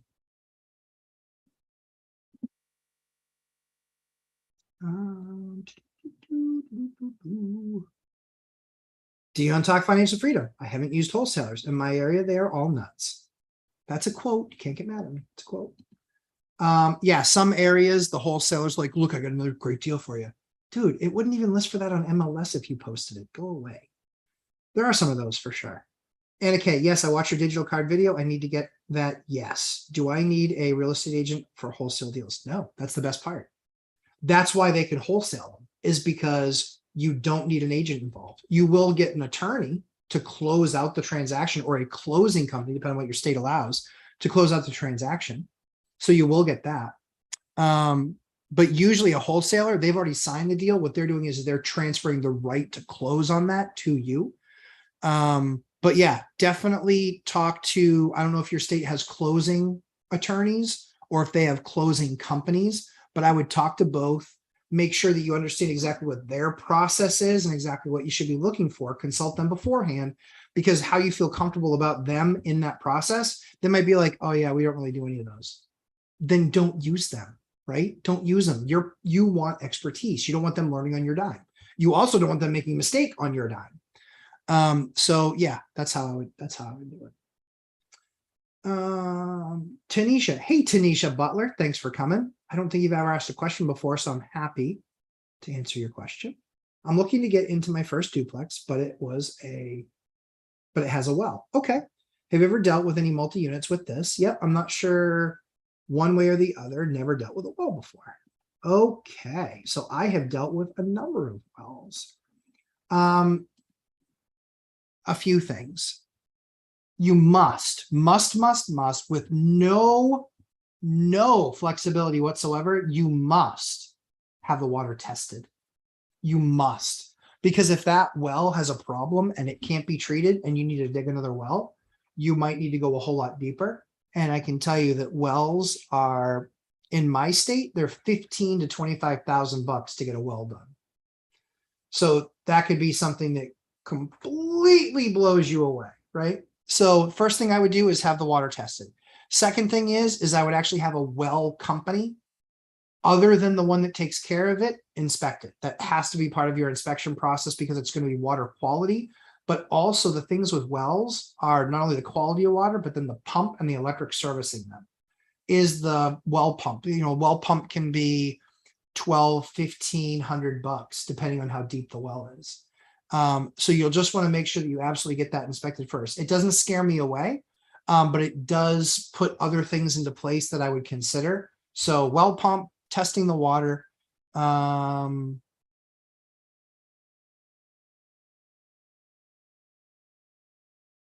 think that's basically it. I think those are the two main things. Hopefully that helps. Let me know. Maria Davila, how would you structure a deal where your partner would live in a duplex so you can get the lower down payment? We are splitting the down payment and I will be the property manager. Okay, so I only talk about things that I know about. I haven't done that before. So what I would do is that's more of a, I think that's more of a legal question, like structure. I would want to have that deal structured. I'd want to have an LLC. And I'd want the terms of the LLC to spell all of that out. Because if they, as an example, trash the place, like you never know what's going to happen, right? It's best to put together a contract while everybody's civil. So I would do an LLC if that's the arrangement that you're going to have. Make sure the responsibilities are tabbed out in that relationship. And also how you would dissolve the relationship for whatever reason. That's what I would do. I would put that into an LLC. More than that, on the details of it, that you'd have to work out with the attorney, but that's what I would do. I would go LLC if it was with a partner, and I would break it down so everybody has the responsibilities, costs, responsibilities, everything that they're supposed to be doing. That's how I would do it.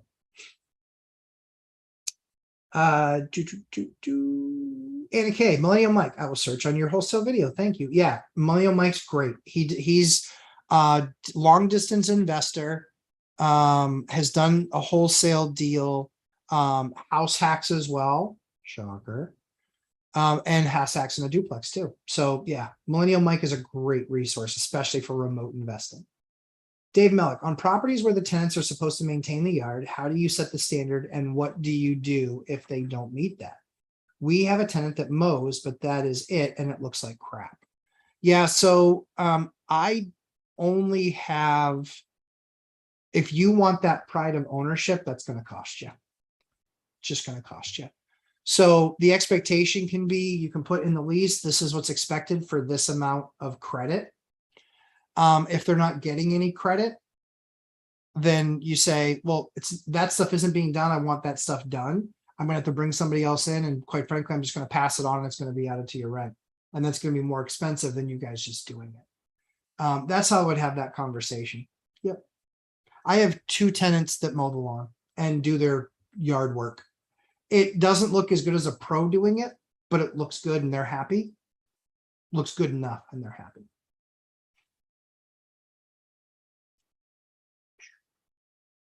Ryan Allen, what if it's on a hill and measured from the front of the street side shortest, backside has garage, access to basement, tallest side?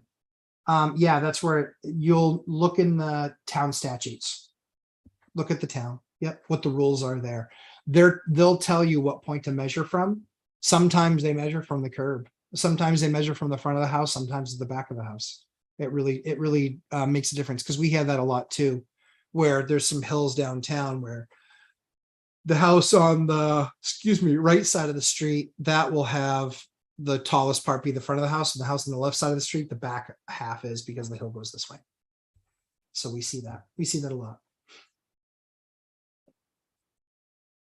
Chris Webb, I attended my first meetup. It was fun. They are all over the place, from land to brrr to tiny homes. Yep. I was happy to hear the group leader mention the 3 amigos. Oh, very awesome. That's cool. Love that. Yeah, that's great. Digital business card, Chris Webb. Watch the video, get one in your hands. It separates you apart. Tricky Why. I appreciate the response. I'm looking for a 3 or 4. Love it. I will live in a unit. Love it even more. Currently seeing homes lasting longer on the market and price cuts. They're still asking top dollar, but still needs rehab. That's just a time thing. Continue to watch, continue to watch, continue to watch. Eventually somebody will say to their agent, well, this is what everything else, or an agent will say, this is what everything else is priced at. Since you guys really want to move it, price it 5% below that, and we'll flood the floodgates with a bunch of people coming to look at it. Patience is the game here. When you're looking for a level of return, you might never get there, but you might get there.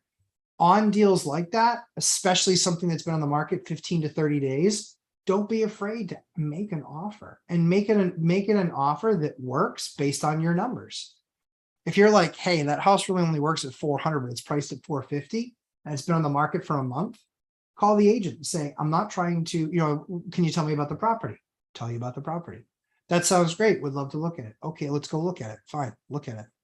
Then you have another follow-up call with the agent and say, you know what, I actually like the property. My problem is I just, no matter what I do, I can't get it to pencil out. Can't. So I'd love to bring an offer, but I don't want to, insult anybody. I would love to bring an offer, but again, just based on the price it's at right now, it doesn't pencil out. And then you can say, and then they can say, oh, you know what, just usually a good agent will just say, you know what, just bring us any offer you can. Bring us any offer. And then you present them with that offer. By law, they have to present that offer. By law, they have to. Doesn't matter how bad it is, they have to present it by law. So we actually caught an agent that didn't present our offer. We caught them. It did not go well for them. But yeah, present your offer. Present the offer and make sure you just tell them, this is, and I would even write like a little note with it. I'm a younger first-time home buyer. Well, I love the property. I think you guys have done an amazing job with it. And I'd love to continue your legacy with this building. The challenge I have is that the numbers just don't work. And so my offer is where the numbers work. And I think that, based on what current mortgage rates are and what the current market is, that's the, please let me know if this is something you'd be willing to work with. That's it. That's what I would do. Tanisha, thank you so much for the tips. and info. You're welcome. I'm a little wary, but your info tips helped. Good. Listen, so Tanisha, the way that you get elite at anything is by doing. So if you just walk away from this deal because it has a well, you won't learn anything other than you don't close on deals that have wells. That's not the lesson that we're trying to learn here. Lesson that we're trying to learn is, what does it take to buy a deal that has a well? Process, research, inspections. You're better off spending a few $100, figuring that piece out and time, learning it, because how did I learn it? I bought a house with a well. That's how I learned. So that's what I would do. I would definitely do the work, definitely do the research, definitely follow through. If all the other numbers work, then you got to get in there. The other thing too is that if they find out that the well is bad or the well pump needs replacing, then you'll know. You'll know it's a $1,500 expense. Maybe you can get credit for it at closing. This is why the biggest mistake that people make is not doing like sewer line inspections. It's a $200 fee for most inspectors, maybe $250. If that line's bad, it's $8,000, maybe 10. So I always tell people, I was like, 1 in 40 of your deals, 1 in 40, if it has a bad line, you will end up ahead.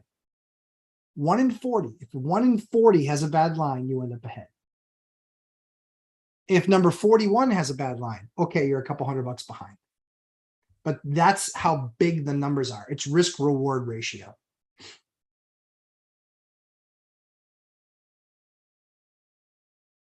Sam Farho, I always watch you live and watch the recording during the week. Thanks, I appreciate that.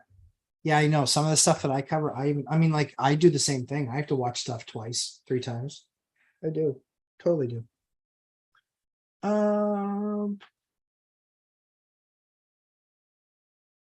Renee C, I have a financing question. I'll try to answer. If you have a triplex and add 2 ADUs, does it become a commercial property for financing person because it now has 5 doors?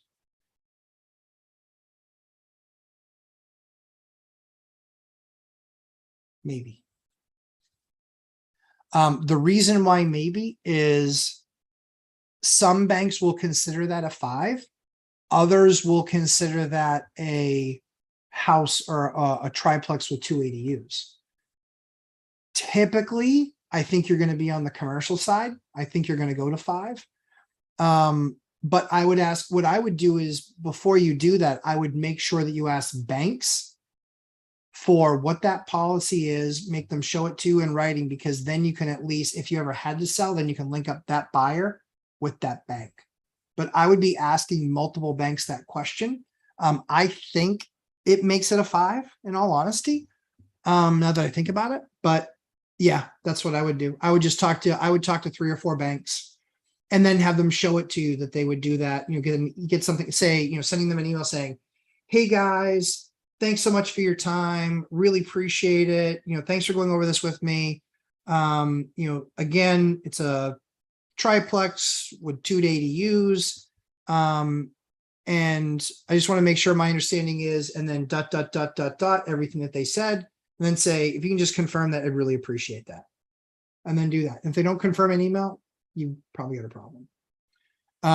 But yeah, I would look into that for sure. I would look into that because yeah, if you go from 4 to a 5, at that point, I would probably do a larger ADU. That's what I'd probably do, just so long as the return's there. What Mike's going through with his ADU, I looked at the same thing on my side. I'm only doing a 2-bed, and it's 450 square foot 2-bed. That's it. I'm not enlarging anything. I'm going right with what the footprint of the garage is, and I'm putting the ADU on top of it. I'm putting the rooms on top of it. I'm not doing anything else to it because I still want the 2-car garage for the house. But the ADU above it, yep, that's going to be a 2-bedroom. Renee C, thanks. You're welcome, Renee C. I don't think you've asked a question before. Thanks so much for coming and hanging out with me. I appreciate it. All-nighter Hider, off to church. Thanks, everyone. You as well, Hider. Chris Webb, back to the meetup. Yep, the one thing that I noticed is how time in the market really affects investing. Brand new investors can learn from this local investors groups at meetups. I did absolutely 1,000%. And I agree with you wholeheartedly. Time in the market. Guys, I've seen it. I've been doing this for over 20 years. I've seen the worst crash in any of our lifetimes.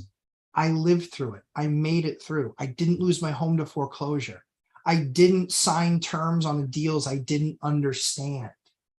I wasn't in the industry and then out of the industry because I was just another part of the industry. It's a mainstay. Zuber, mainstay. That makes a difference. Anna Kelly, mainstay. Jonathan Twombly, mainstay. Omar Alfano, mainstay.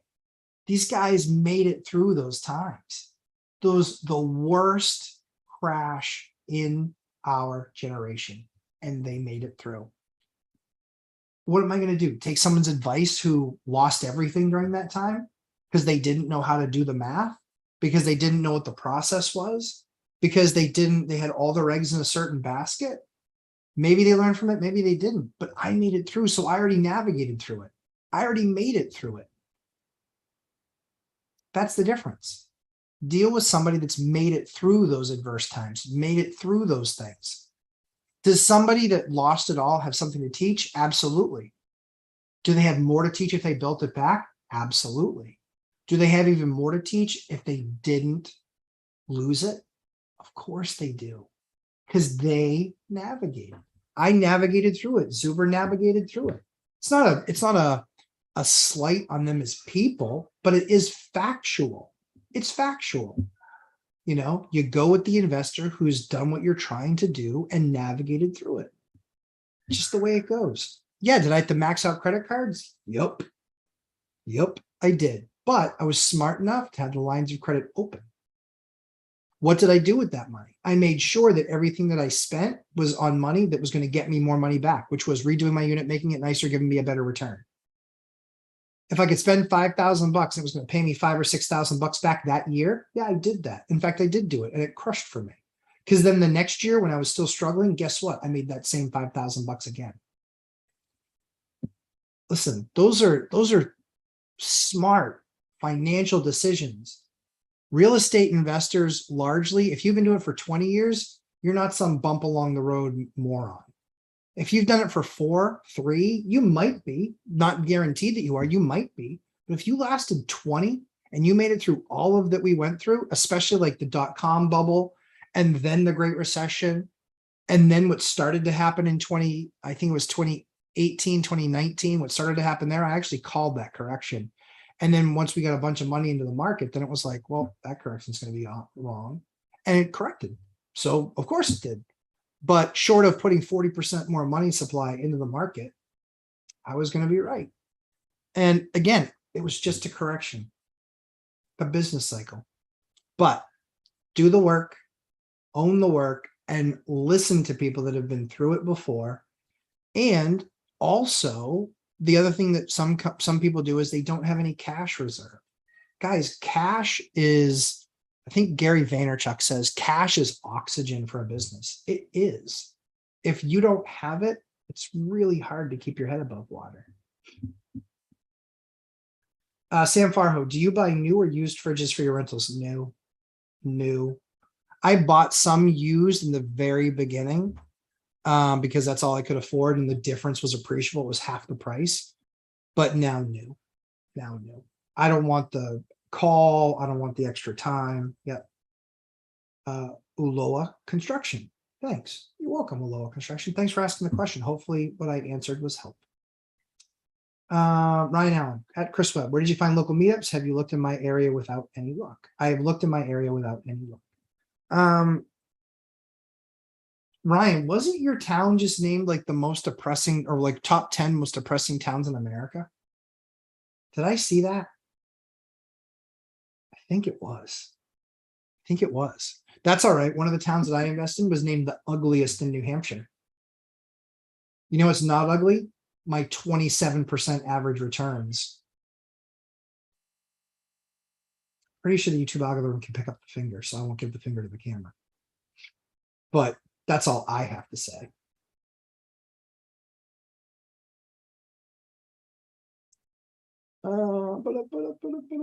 Cash flow, John Ramirez. No one gets stronger by going to the gym and watching people exercise. We all have to do the reps. Thanks for all the great nuggets.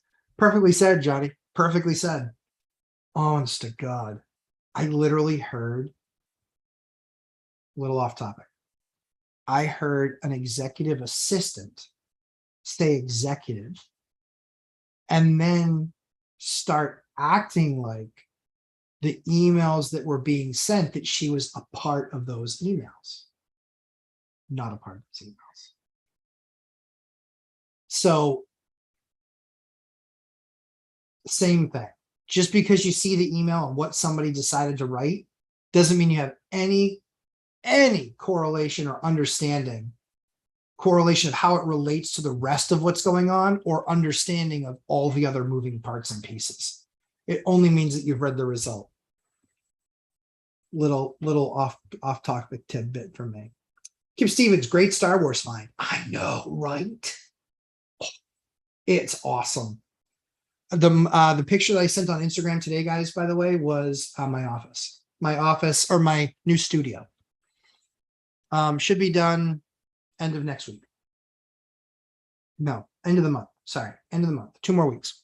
Should be done in a couple more weeks, and then I've got new studio, and that is definitely being hung in the studio. Yeah, I love that thing. It's actually right over there. Freaking love that thing. Yeah, original Star Wars, baby. So it's a 1982 version, which is the re-release, but 77 was the original. The difference is like 35x. The originals were 35x. Tim Crawford, thank you for what you do every Sunday. I don't always get to catch the live stream, but I tried to watch during the week. Awesome. Thanks, Tim. You're very welcome. I appreciate you guys attending, and I appreciate you guys watching the Read live stream. I'm glad it's there for you. Chris Webb at Ryan Allen. I have a KW alert on BP. Yep. And when someone comments on it, reach out to grab coffee with them. I met about 4 investors this way, one of which heard about the meetup. Very cool. Ryan Allen, great. Thanks for the info. Yeah, Ryan, you got to Google it, dude. I just saw your thing lower here. You got to do it. You got to look it up. It called Lewiston. I think it was number 6. Most depressing city, and number 6 most depressing city in America. Oh, I was like, man, that's harsh. That's harsh. But it means nothing, because one of my towns was the ugliest city in all of New Hampshire. My margins are awesome. People call it home. I would live there. It's the town next door to me. I would live there. Not in some parts, but in most parts, I would live there. Yeah. It's Mika. Hi, Mika. Do you consider guesting on BP? I've asked, they won't have me. Don't know. I used to think it was a beard quota because Brandon had his, that they just didn't want a competitive beard in the mix. But now that he's gone, I don't know. Yeah, I've asked. I would say if you guys watch Bigger Pockets, start asking the question, why have you guys not had Lumberjack Landlord on? That's the only way that I know to get stuff done. And in the answer to some of their into some of their groups, if you post my videos as answers to some of the group questions, that actually gets me on the radar. But yeah, coming from me, they're not interested in talking to me directly. They're going to want people to recommend stuff and post stuff and do that sort of thing. So if you would do that, I'd love it, because I'd love to be on there just to get more people exposed to opportunity. And I think a lot of the Bigger Pockets guys, I think a lot of it is maybe not practical for a lot of people. I haven't watched a lot of the rookie cast, but yeah, I share the day-to-day experiences of me as a self-managing landlord of 121 units and 41 buildings. I don't know how that's not valuable to everybody, no matter what their size is. David Yang, hey guys, Lumberjack Landlord. Can you link, mention, or post your favorite thermostat models, Honeywell model? Jerneil sent that. I can look for it. Generally speaking, my favorite is a non-Wi-Fi based. I don't like Wi-Fi based thermostats. I think that's going to start getting landlords in trouble, in all honesty. Yeah. Yep. Chester Williams, good afternoon, Matt. Good afternoon, Chester. Gabe, do you price Section 8 rents at market or do you lower rents? I have to lower them. I have to lower them. If I take a Section 8 tenant, they pay less than the market. Yep. They don't cover market. Yeah, sad but true. Daniel Fiore. Hi, Daniel. Thanks for asking a question. Anybody boasting about the real estate portfolio doubling in value should be ready to tell their story of their losing half its value. Live and die by the sword. Totally disagree. Totally disagree.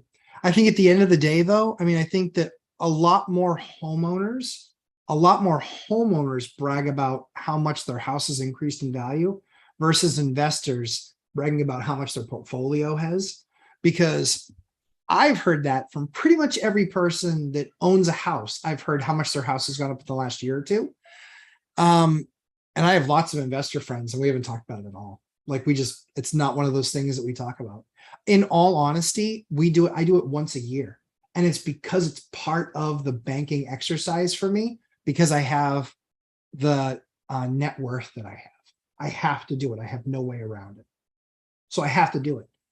So only based on that, I can tell you what mine was. I won't, or not today.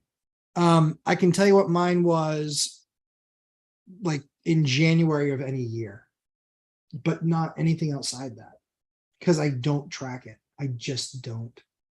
The only thing that I track on the monthly is my cash flow. That's it. Because that's the business. That's a business is running the cash flow.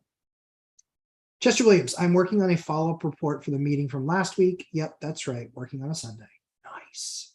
And since 8 a.m. at that. Oh, dude. That's rough. You'll get through it though. David Yang, or anyone, can you link your favorite thermostat models? Yeah, so after the video is posted, you guys can put links to your favorite thermostat models. Yeah, there's me personally, the extremely simple, less than $20 Home Depot model that is literally just on, off, up and down. That's it. Any of those programmable ones are a complete and total nightmare. They malfunction, the schedule changes, the tenant doesn't know how to use it. They create far more problems than they create time saved. Chris Webb, I have to get going. Thanks for all the questions and answers. Great to hear about the family. Everyone take care. Thanks, Chris. Enjoy the rest of your Sunday, my friend. Kip Stephens, is your studio going to be in your house? Yes. Yes, it is. It is. Keith Hager, if you had to start over as a self-managing landlord, how would you start? Give me some more depth there, like starting on buying my first property. Starting or managing. I'm not. So just give me a little bit more detail. I'm happy to answer it. And I think it's a great question. Tanisha Butler, do you have a minimum criteria for a multi-unit such as bedrooms, parking, side by side? No, I don't. I don't. It's all reflected in the price. So I would buy a 1-1, a 1-bedroom, 1-bath on each side. I've bought 5 1s, 5-bedroom, 1-bath on each side. It's all the mathematical return on capital investment. It's it. Just making sure that rents are in line, that the numbers are correct, because that's what the real driver is. The driver isn't, it's got to be a huge building or a small building or a 1-bed or a 3-bed, none of that. The over under thing, it doesn't kill a deal for me because there's absolutely ways to mitigate the noise from upstairs to downstairs. There's ways to do that, but usually I'll consider that as part of my financial equation. If that's something I want to do, I'll usually, if I'm going with something, I'll actually send the agent upstairs and say, stomp around the floor upstairs for me. Because after those initial tenants leave, if they do, oh, I'm gonna have to listen to that all the time. Yeah. No, let's hope not. Let's hope not. So yeah, in some cases it's really good, in some cases it's bad, but yeah, no minimum criteria for a multi. Bedrooms, parking. I bought stuff that doesn't have the best parking, but I take that into account in the rents. I know that if I don't have a bunch of off-street parking, I know it's going to be a little bit of a pain.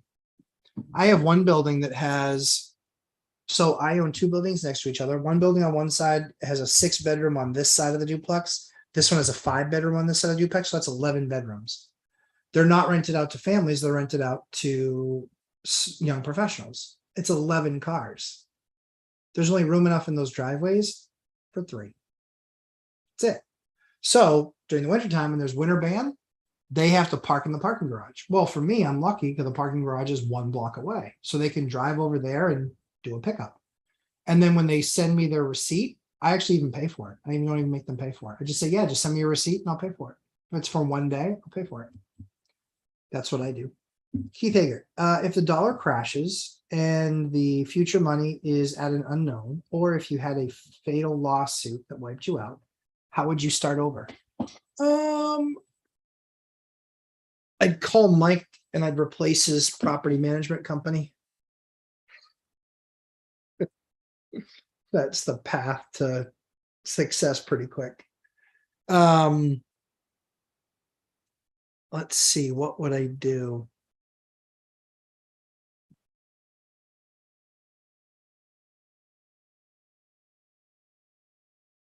Yeah, I mean, there's a lot of variable there, but I would just start over. I would start over. I would find people that I had relationships with that saw the company that I built over 22 years. And I would be completely honest and transparent as this is why I failed. You know, this is why I failed. This is how I got. Here's the adjustments I've made in my model since. The other thing too is a little bit of Dwight Schrute in this one, which is if I get got, you guys have been dead for weeks. Right.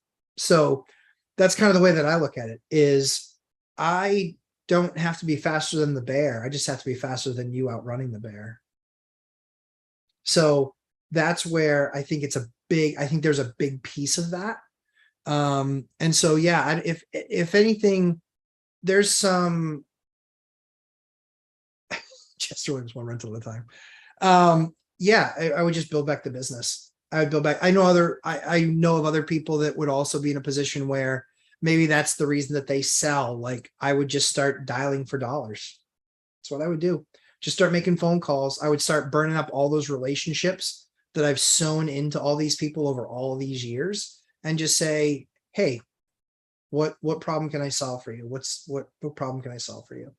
I would still talk to my bank. And if they were releasing this stuff back in, I would go to any investor that would buy that and say, let me manage that property for you. And I'd probably end up remanaging or managing all of my properties again, but getting paid for it.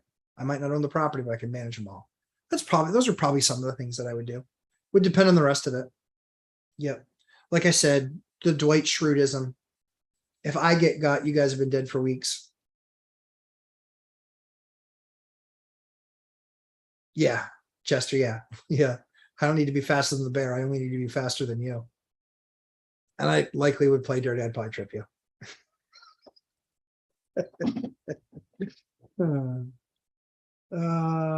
Keith Hager, are you planning any of these black swans happening anytime soon? Yeah, I mean, there could be one of those events for sure. That's life. Yeah, for sure. Beth Traverso. Hey, Beth Traverso, real estate group. Beth, thanks for joining us. Beth is one of the most amazing real estate agents that I've met. I can promise you she's in the 5% that I like, not the 95% that makes me roll my eyes. So Beth, thanks for joining. Beth got, if you're part of the online group, either One Rental at a Time or the Three Amigos of FI, if you're part of either of those groups, check out, she just closed up and is ready to start ready to start on her new project, which I'm very excited to be to just be a part of being able to watch it. So I'm excited for that. Chester Williams, love that quote. Thank you. Matt Bittner, the most basic Honeywell thermostat is best. I agree. Cheap, up and down, on, off, nothing to figure out.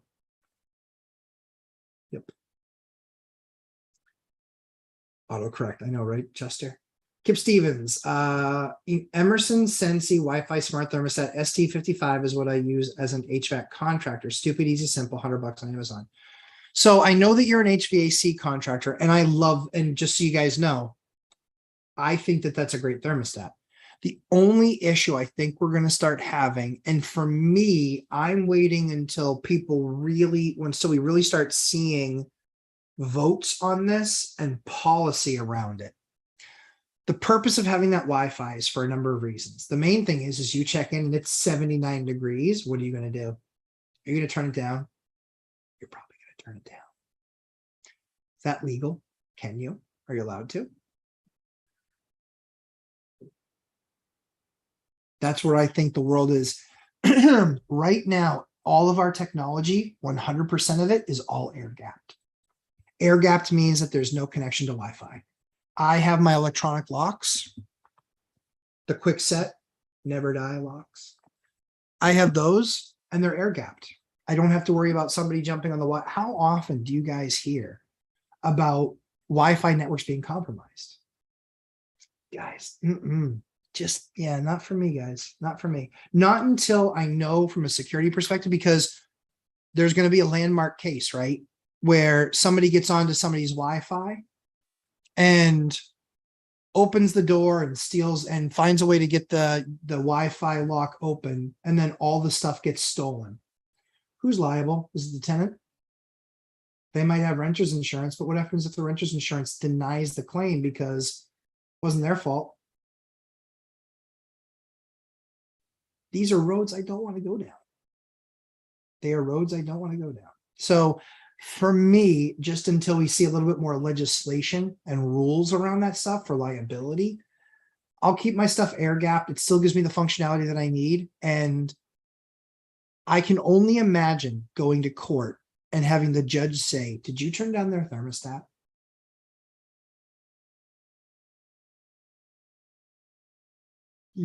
Yes.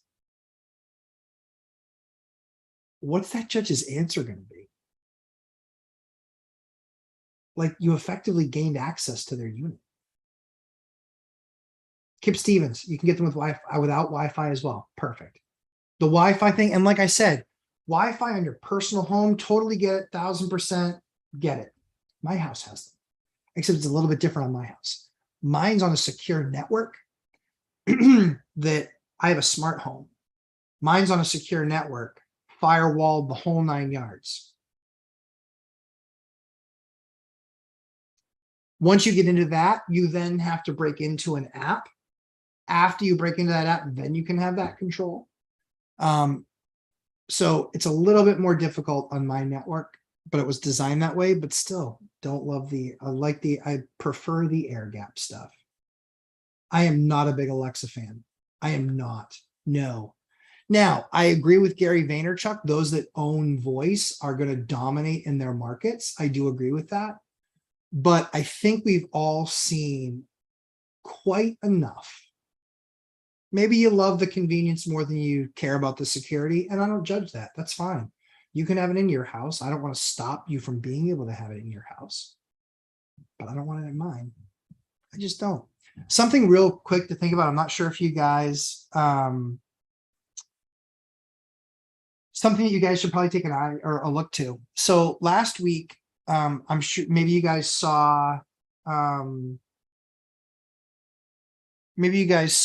the Amazon news of them buying iRobot. And most people probably thought nothing of it. As somebody that owns a Roomba, I have a Roomba vacuum. The Roomba vacuum actually will give the floor plan of your entire house. Not joking. You set that thing up to go. Yep, Chester's exactly right. Where convenience starts, usually security stops. It's true.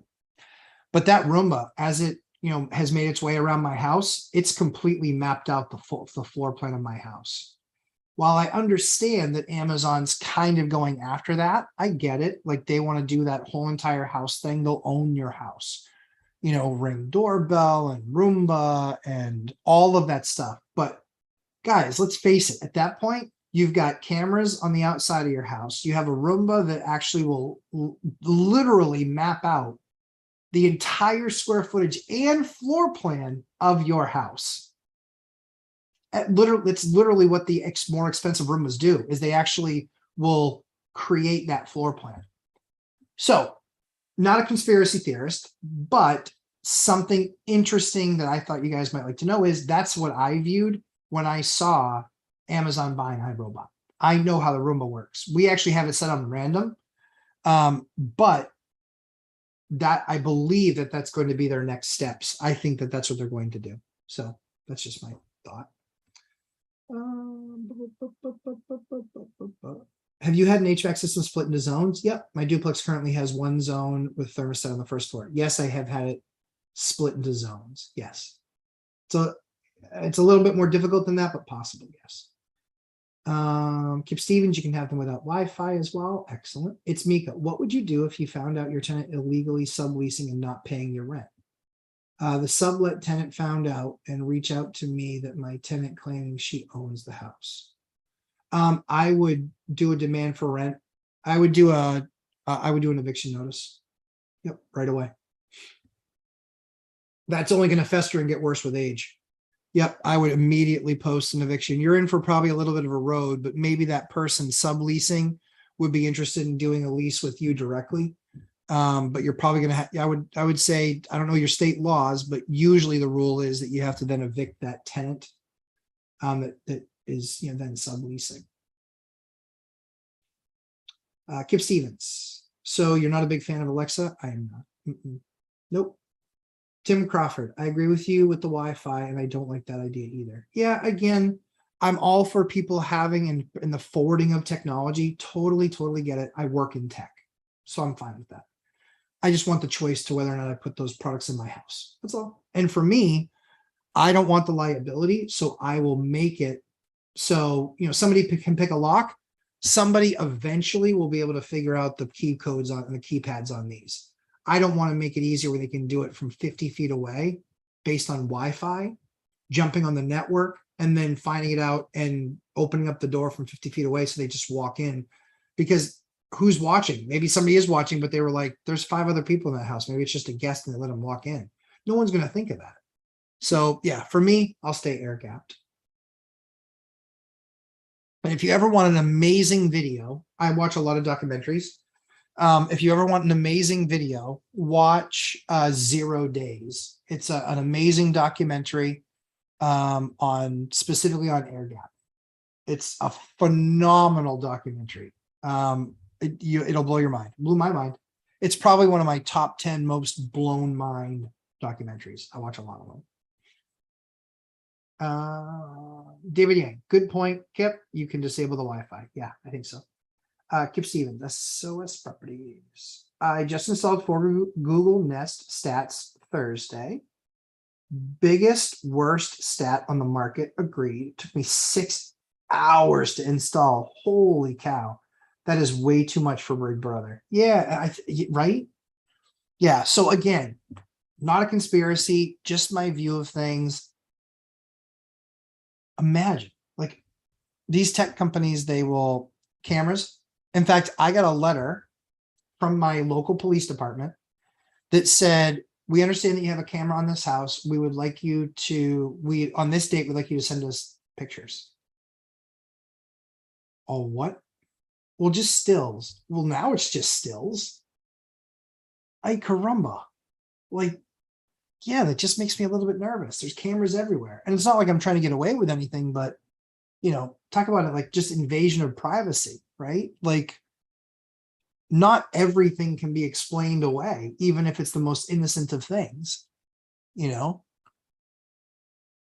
like showing up at a house and picking up somebody's rent because they work 3rd shift. And they're like, yeah, could you swing over and drop it? And I don't want them coming to my house. So can you swing over and pick it up? Yeah, I'll go pick up $2,000 in cash.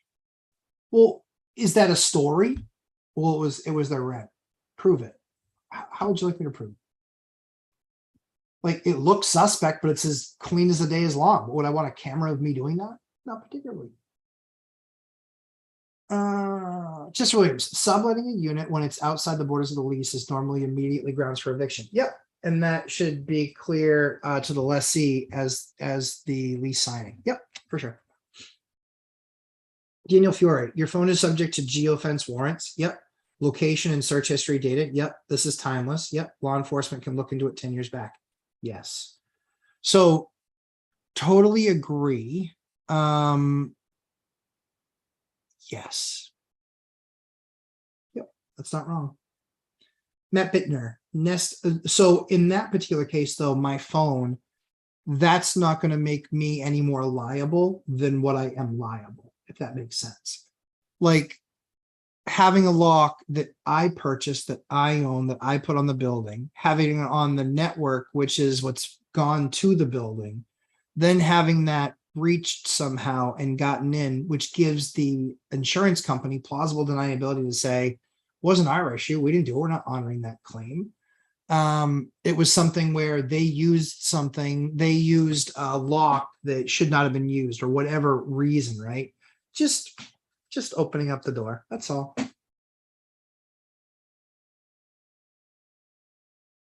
Matt Bittner, Nest thermostats have a auto away function that turns off the AC after the motion sensor doesn't see movement for a few hours. Yep, there's definitely useful technology for sure. I'm not paying for my people's heat or cool. So if they want to run up a bill, that's up to them. G Glover, just showing some love. Appreciate that. Guys, appreciate the likes. Thanks very much. Next week, I won't be an idiot and I'll have super chats properly set up. And then we'll do a t-shirt raffle off next week. David Yang, I hate cash. You can always lose the rent, check, or electric payment. I don't have a trouble holding cash. Yeah, I don't mind cash. I don't mind cash because I have people that make money in tips. So waitresses, bartenders, things like that, that maybe, they get paid at the end of the night, they're heavy cash. They're used to doing things in cash. So sometimes they don't have a checking account. Sometimes they get the money into Venmo, but it's 5 days or 7 days. So I don't mind cash. And then just sending them a text saying, hey, thanks so much for getting me your rent in cash for $1,600 or $2,000. Yeah. Yeah. Yeah. So I use all of them. The only one I don't use is Cash App, believe it or not. Venmo, PayPal, ACH, direct deposit through our software, our building, our property management software. Cash, check. I make it really easy to pay me. And I found that most people that have Cash App have something else. So, yeah, that's true. All right, we got about 7 more minutes left. If you guys have some more questions, I'm happy to answer them for you. Take about 7 more minutes left, and then I'll go hang out with my kids the rest of the day and then start my work week grind tomorrow. That's a good point too, Lumberjack Landlord, about tip workers. Thanks, Chester. Yeah, I mean, we've got, and we have the other thing too is we have a lot of younger tenants that are in like their mid-20s. They don't have a checking account. A lot of them really don't have checking accounts. They just don't. They don't. So believe it or not, they do everything through Venmo. And that means that they then have to, find a way to deposit it, to put it into Venmo, which usually has to come from some sort of an account, which then is like days lag. It's like, I don't know, it's cash. It's easy. And I can send them a text saying, hey, thanks so much. We have a few people, we have a few people that pay in cash. It's just easier for them. Peter Schiff, thank you for everything. You're very welcome. Peter Schiff, is your name really Peter Schiff? Or are you just a big fan of Peter Schiff's? How did you start? Owner occupied. Yep. Owner rock. Yep. First property I bought, I couldn't afford without having a roommate. No joke. The 18 van is a collector item. Yeah, it is. It's the best. Like that's gonna be in the office downstairs for sure, or the studio. Yep. I love that. I saw that thing and I was like, that's the 18 van. Beeline right to it. Saw it. Yep. Thought I saw it from 10 feet away. Then got there, looked at the bag. It was the 18 van. I'm like, that's awesome. I truly love it when a plan comes together. There was no plan to buy it, but when I saw it, I had to. Yeah. So yes, I started owner occupied, the 18 van, yes. What can you expect to pay per door for a small multifamily in your area? Per door? Uh, uh, 200 to 300 per door now. Yeah, 200 to 300 per door. David Yang, I don't think Cash App requires you to have a bank account. That one I don't know because I don't use Cash App. Chester Williams, that is crazy. But when you think about it, banks connect to the payment apps like Venmo and Cash App. So where we really need a bank? Because they're far more if they're far more managed, right, than the Cash Apps. It's kind of crazy. Renee C, I happily accept cash from my tenants and so do my vendors. Yep, hint better pricing. 100% agree. I still get a receipt both sides though. So if they don't report it, that's on them. But I want a better price if I'm paying cash, number one. And number two is I still want a receipt anyway. What you do with that is up to you. That's not my business. But I want a receipt. If cash leaves this hand, receipts go in this hand. That's the only way it works. Now you need a Knight Rider car. I already have one. I got to find it. It's in storage, but I already have a Knight Rider car. But yes. I don't know. Knight Rider was an awesome car. That was an old Firebird. Yep. I had a friend of mine who was a computer programmer. He actually put in a voice box and the LED strobing lights back and forth. Didn't have the hyper boost, which I thought was a bummer. I was like, dude, this isn't a real kit car. He goes, it is. I go, it's not. It doesn't have hyper boost. And where's the Knight Industries truck that you're pulling in the back of? Exactly. Tomfoolery. Peter Schiff, big fan of you and Peter Schiff. What are your thoughts? What are your thoughts on the bank thing? Do you think that he made a mistake? Do you think that it's fraud? Because I'm trying to put it together and I can't really figure it out. So Peter Schiff, for those of you who don't know, he's a big time kind of gold bug. Eurovision is his company, but he opened a bank in Puerto Rico. And he's saying that they kind of, sort of like put their hand on the scales to kind of put him in a bad spot with his bank. I don't know that that's true, but I'd love to know the truth. Let's see. Why do they really need? Yeah, so done with autocorrect. I know, right, Chester? Yeah. Well, if you guys have ever seen my posts, I look like I dropped out of the 3rd grade. Forget about the 9th grade. I have big hands, and they're not good on tiny phones. See, they're just it's not good on a tiny phone. No matter how big I make the buttons.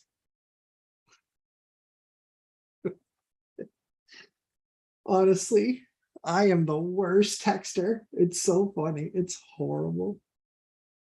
Matt Bittner, Erwin was an American hero. I love using credit cards, points for travel, and build up my perfect credit score.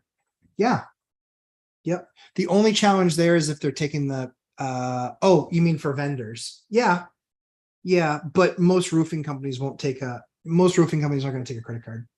And they're going to charge you the 3 points. And quite frankly, I have more miles than I will ever spend. I'm coming up on 2 million miles. I always pay in full at the end of the month statement. Yep. That I don't disagree with. We do exactly the same thing. We pay off that monthly bill every single month. We're not carrying balances. The balances are super expensive. We don't carry them. We don't like to carry them. We get it for the points. But again, it's from using it from lumber yards and big box stores and mechanics and plow companies and all those guys that take that stuff. That's how we kind of do that. Yeah, Keith, exactly. Yeah, fickle fat fingers of fate. Yeah, exactly. Yeah, it's so true. Puerto Rico is the cousin island of Mexico. Corrupt anyone? Yes, exactly. Well, that's why I'm wondering if he did something he shouldn't have, or if he because he's, I think he's an honorable guy. I don't think that he maybe it was because he didn't pay somebody off. Like, I'd love to really understand that. One last question. Does it matter about getting an 800 credit score for the best loan rates, or 740 sufficient? 740 sufficient. That's the bottom of their top range. And that even varies vendor to vendor. Some people at 720 and you can get their top rate. So check place to place. But yeah, usually it's 740. Usually it's 740. And if you're like 743 or 755, like I have, my score fluctuates from like mid eights, or low to mid eights, like 810 to 840. It fluctuates, but the reason it's not perfect is because of my debt load. Even though the income obviously justifies the debt load to a bank, but not to a credit card company, because I've worked with all of those vendors, TransUnion, Equifax, and Experian. I've worked with all three of them. All of them not only have one model, they all have multiple models for how they score credit. Believe it or not, a normal model has me at the low 800s. Like the TransUnion Vantage 3 score has me in the low 7s. It's 100 points difference. It's because of how they weight things. And it doesn't take into account the fact that my actual cash flow, my actual position in properties. So yeah. Hi, Matt, can you explain at 20% yield deal is it typically a value add? Yes. Yes. So it's almost always, pretty much any deal that I'll do is going to have a $5,000 or $10,000 kicker in it, i.e. 5 or 10 grand that I'm going to spend to improve it. And that might be painting, that might be flooring, that might be a combination thereof. But it's usually people that the rents are well below market, where they've not done the research. In fact, there was what I call a triple play. The triple play was this. One, the house went into hands of an agent that doesn't sell multifamily, small multifamily, that's a 4-unit. Major mistake on the seller's part, just downright stupid. This person way underpriced it. And that wasn't the strategy. They thought it was worth that. They underpriced it. They don't know what they're doing. Number two, the rents were drastically undervalued. Drastically undervalued. The most important thing that they could have done was really been publishing everywhere. None of these tenants are under lease. Market's way under rent. All of that stuff. That was the second thing. The third thing was that they didn't want, I want to say this right. They didn't want to get rid of any of the tenants. Like that was like staunch for them. That hurts their price. Doesn't hurt their price for me, but it hurts their price for others. I don't throw out tenants when we acquire a building. I actually spend time with them, see how they are as a tenant. Do they bother me? Do they not bother me? Are they combative? Are they jerkies on the phone? I've got a couple that are going to be going bye-bye because they have major attitude problems. And every single time they call me, they act like I'm some jerk that doesn't take care of the building. I'm like, I spent $15,000 this year. I take care of the building. The problem is that it's inside your unit and you're breaking it. You broke in that door. Like that's not on the landlord to fix. You broke it. You fix it. And if you want me to fix it, I will, but I'm going to send you a bill and it better be fixed right. Otherwise it's going to get taken out of your deposit. Unreal. So yeah. So sometimes a lot of times those are value add. Anything cookie cutter, completely done, polished and beautiful, I don't think you'll ever see a 20% return on those. Those are single digits because those are so easy. A caveman can do it. Because you don't need to do anything. You don't need to figure anything out. Everything's there served up for you on the platter. The place is in perfect condition. It was marketed perfectly and it has high paying tenants. Here's the problem. Where do you have to go from there? You hope the market goes up and that you can get a little bit more in rent the next year. Maybe. So that's why I don't buy A stuff in A areas. I buy in B and C areas, and I'll buy a product in a B area, meaning that it's all been redone, all brand new, but it's in a B area. But you're still paying a premium for that. My preference is that I buy in B's and C's, that I buy B's and C's in B's and C's. That's my preference.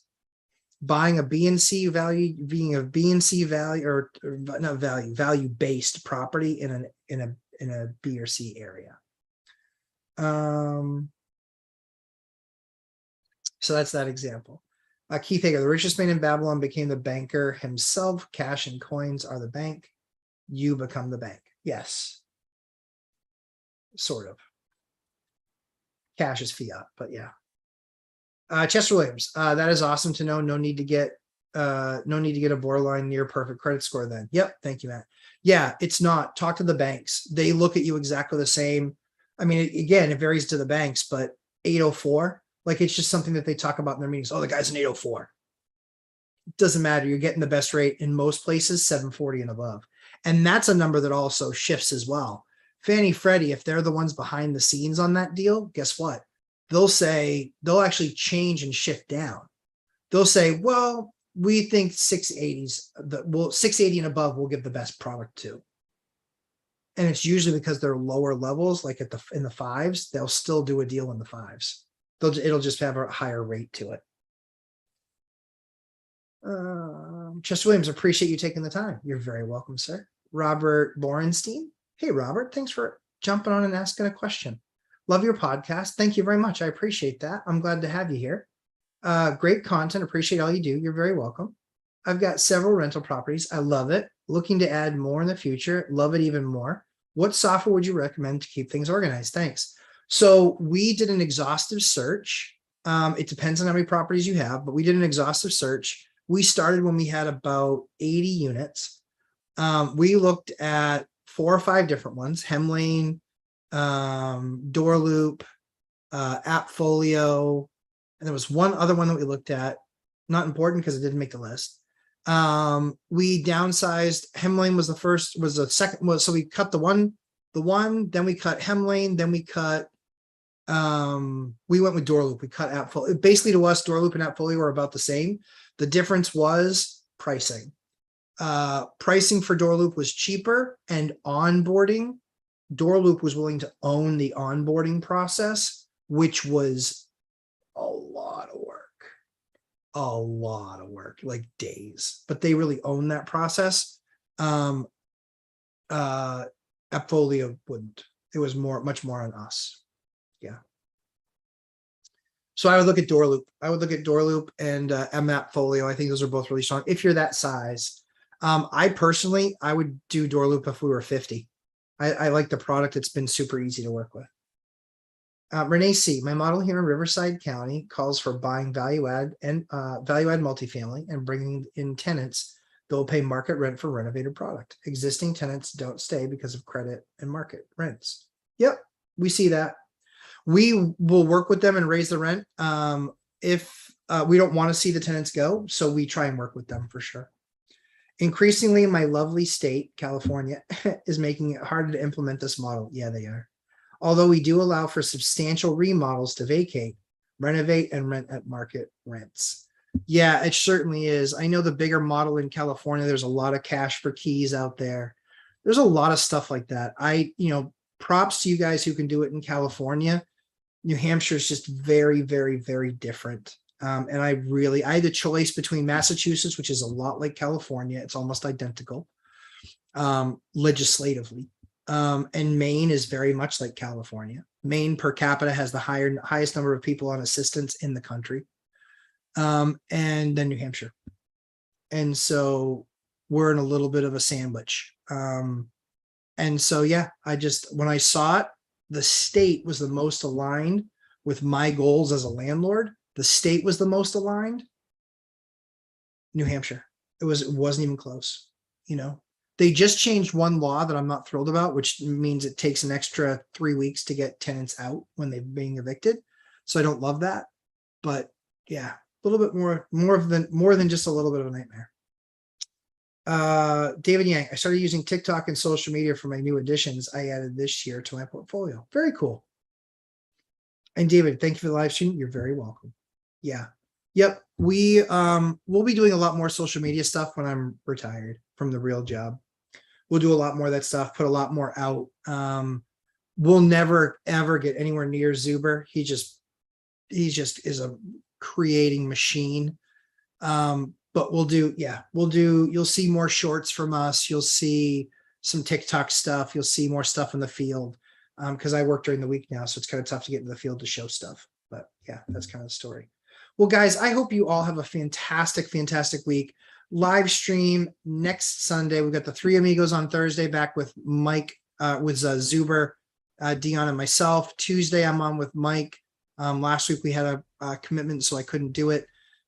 We just did one video real quick. But yeah, excited for this week. If you're struggling at all this week, watch the first 20 minutes of this video again. Send it on to folks. Just say, hey, you don't have to watch the whole thing, but just take a look at the first 20 minutes. I really think it will encourage a lot of people, and especially investors and even homeowners. Even if it just gets the homeowners to see that there's a different perspective out there, it doesn't make us stupid, and it certainly doesn't make us wrong. But it does mean that we're different, and different is okay. Different is quite all right. So I appreciate y'all. You guys have a great, great week. I'm gonna go spend some more time with my kids, hang out with them. If you guys have any other questions, you guys can certainly put the other stuff out. Love the product reviews and walkthrough videos. You're very welcome, Ryan. More of those coming. I did 3 more. I recorded 3 more this week on some very cool products. And then I've got some other products that I'm just testing now to see if we like them. If we like them, we'll bring them to you. If we don't, we won't. But you guys have an awesome week. Please hit the like button on your way out if you haven't already. And if you asked a question, I know you already subscribed. So I appreciate you guys. Have just a super awesome week. And like I said, you struggle at all during the week, watch the first 20 minutes of this video and recognize that, it takes the hottest fires to make the purest gold and the finest steel. So have an awesome week, and I will talk to you again at the next Sunday. Take care, everybody. Bye, guys.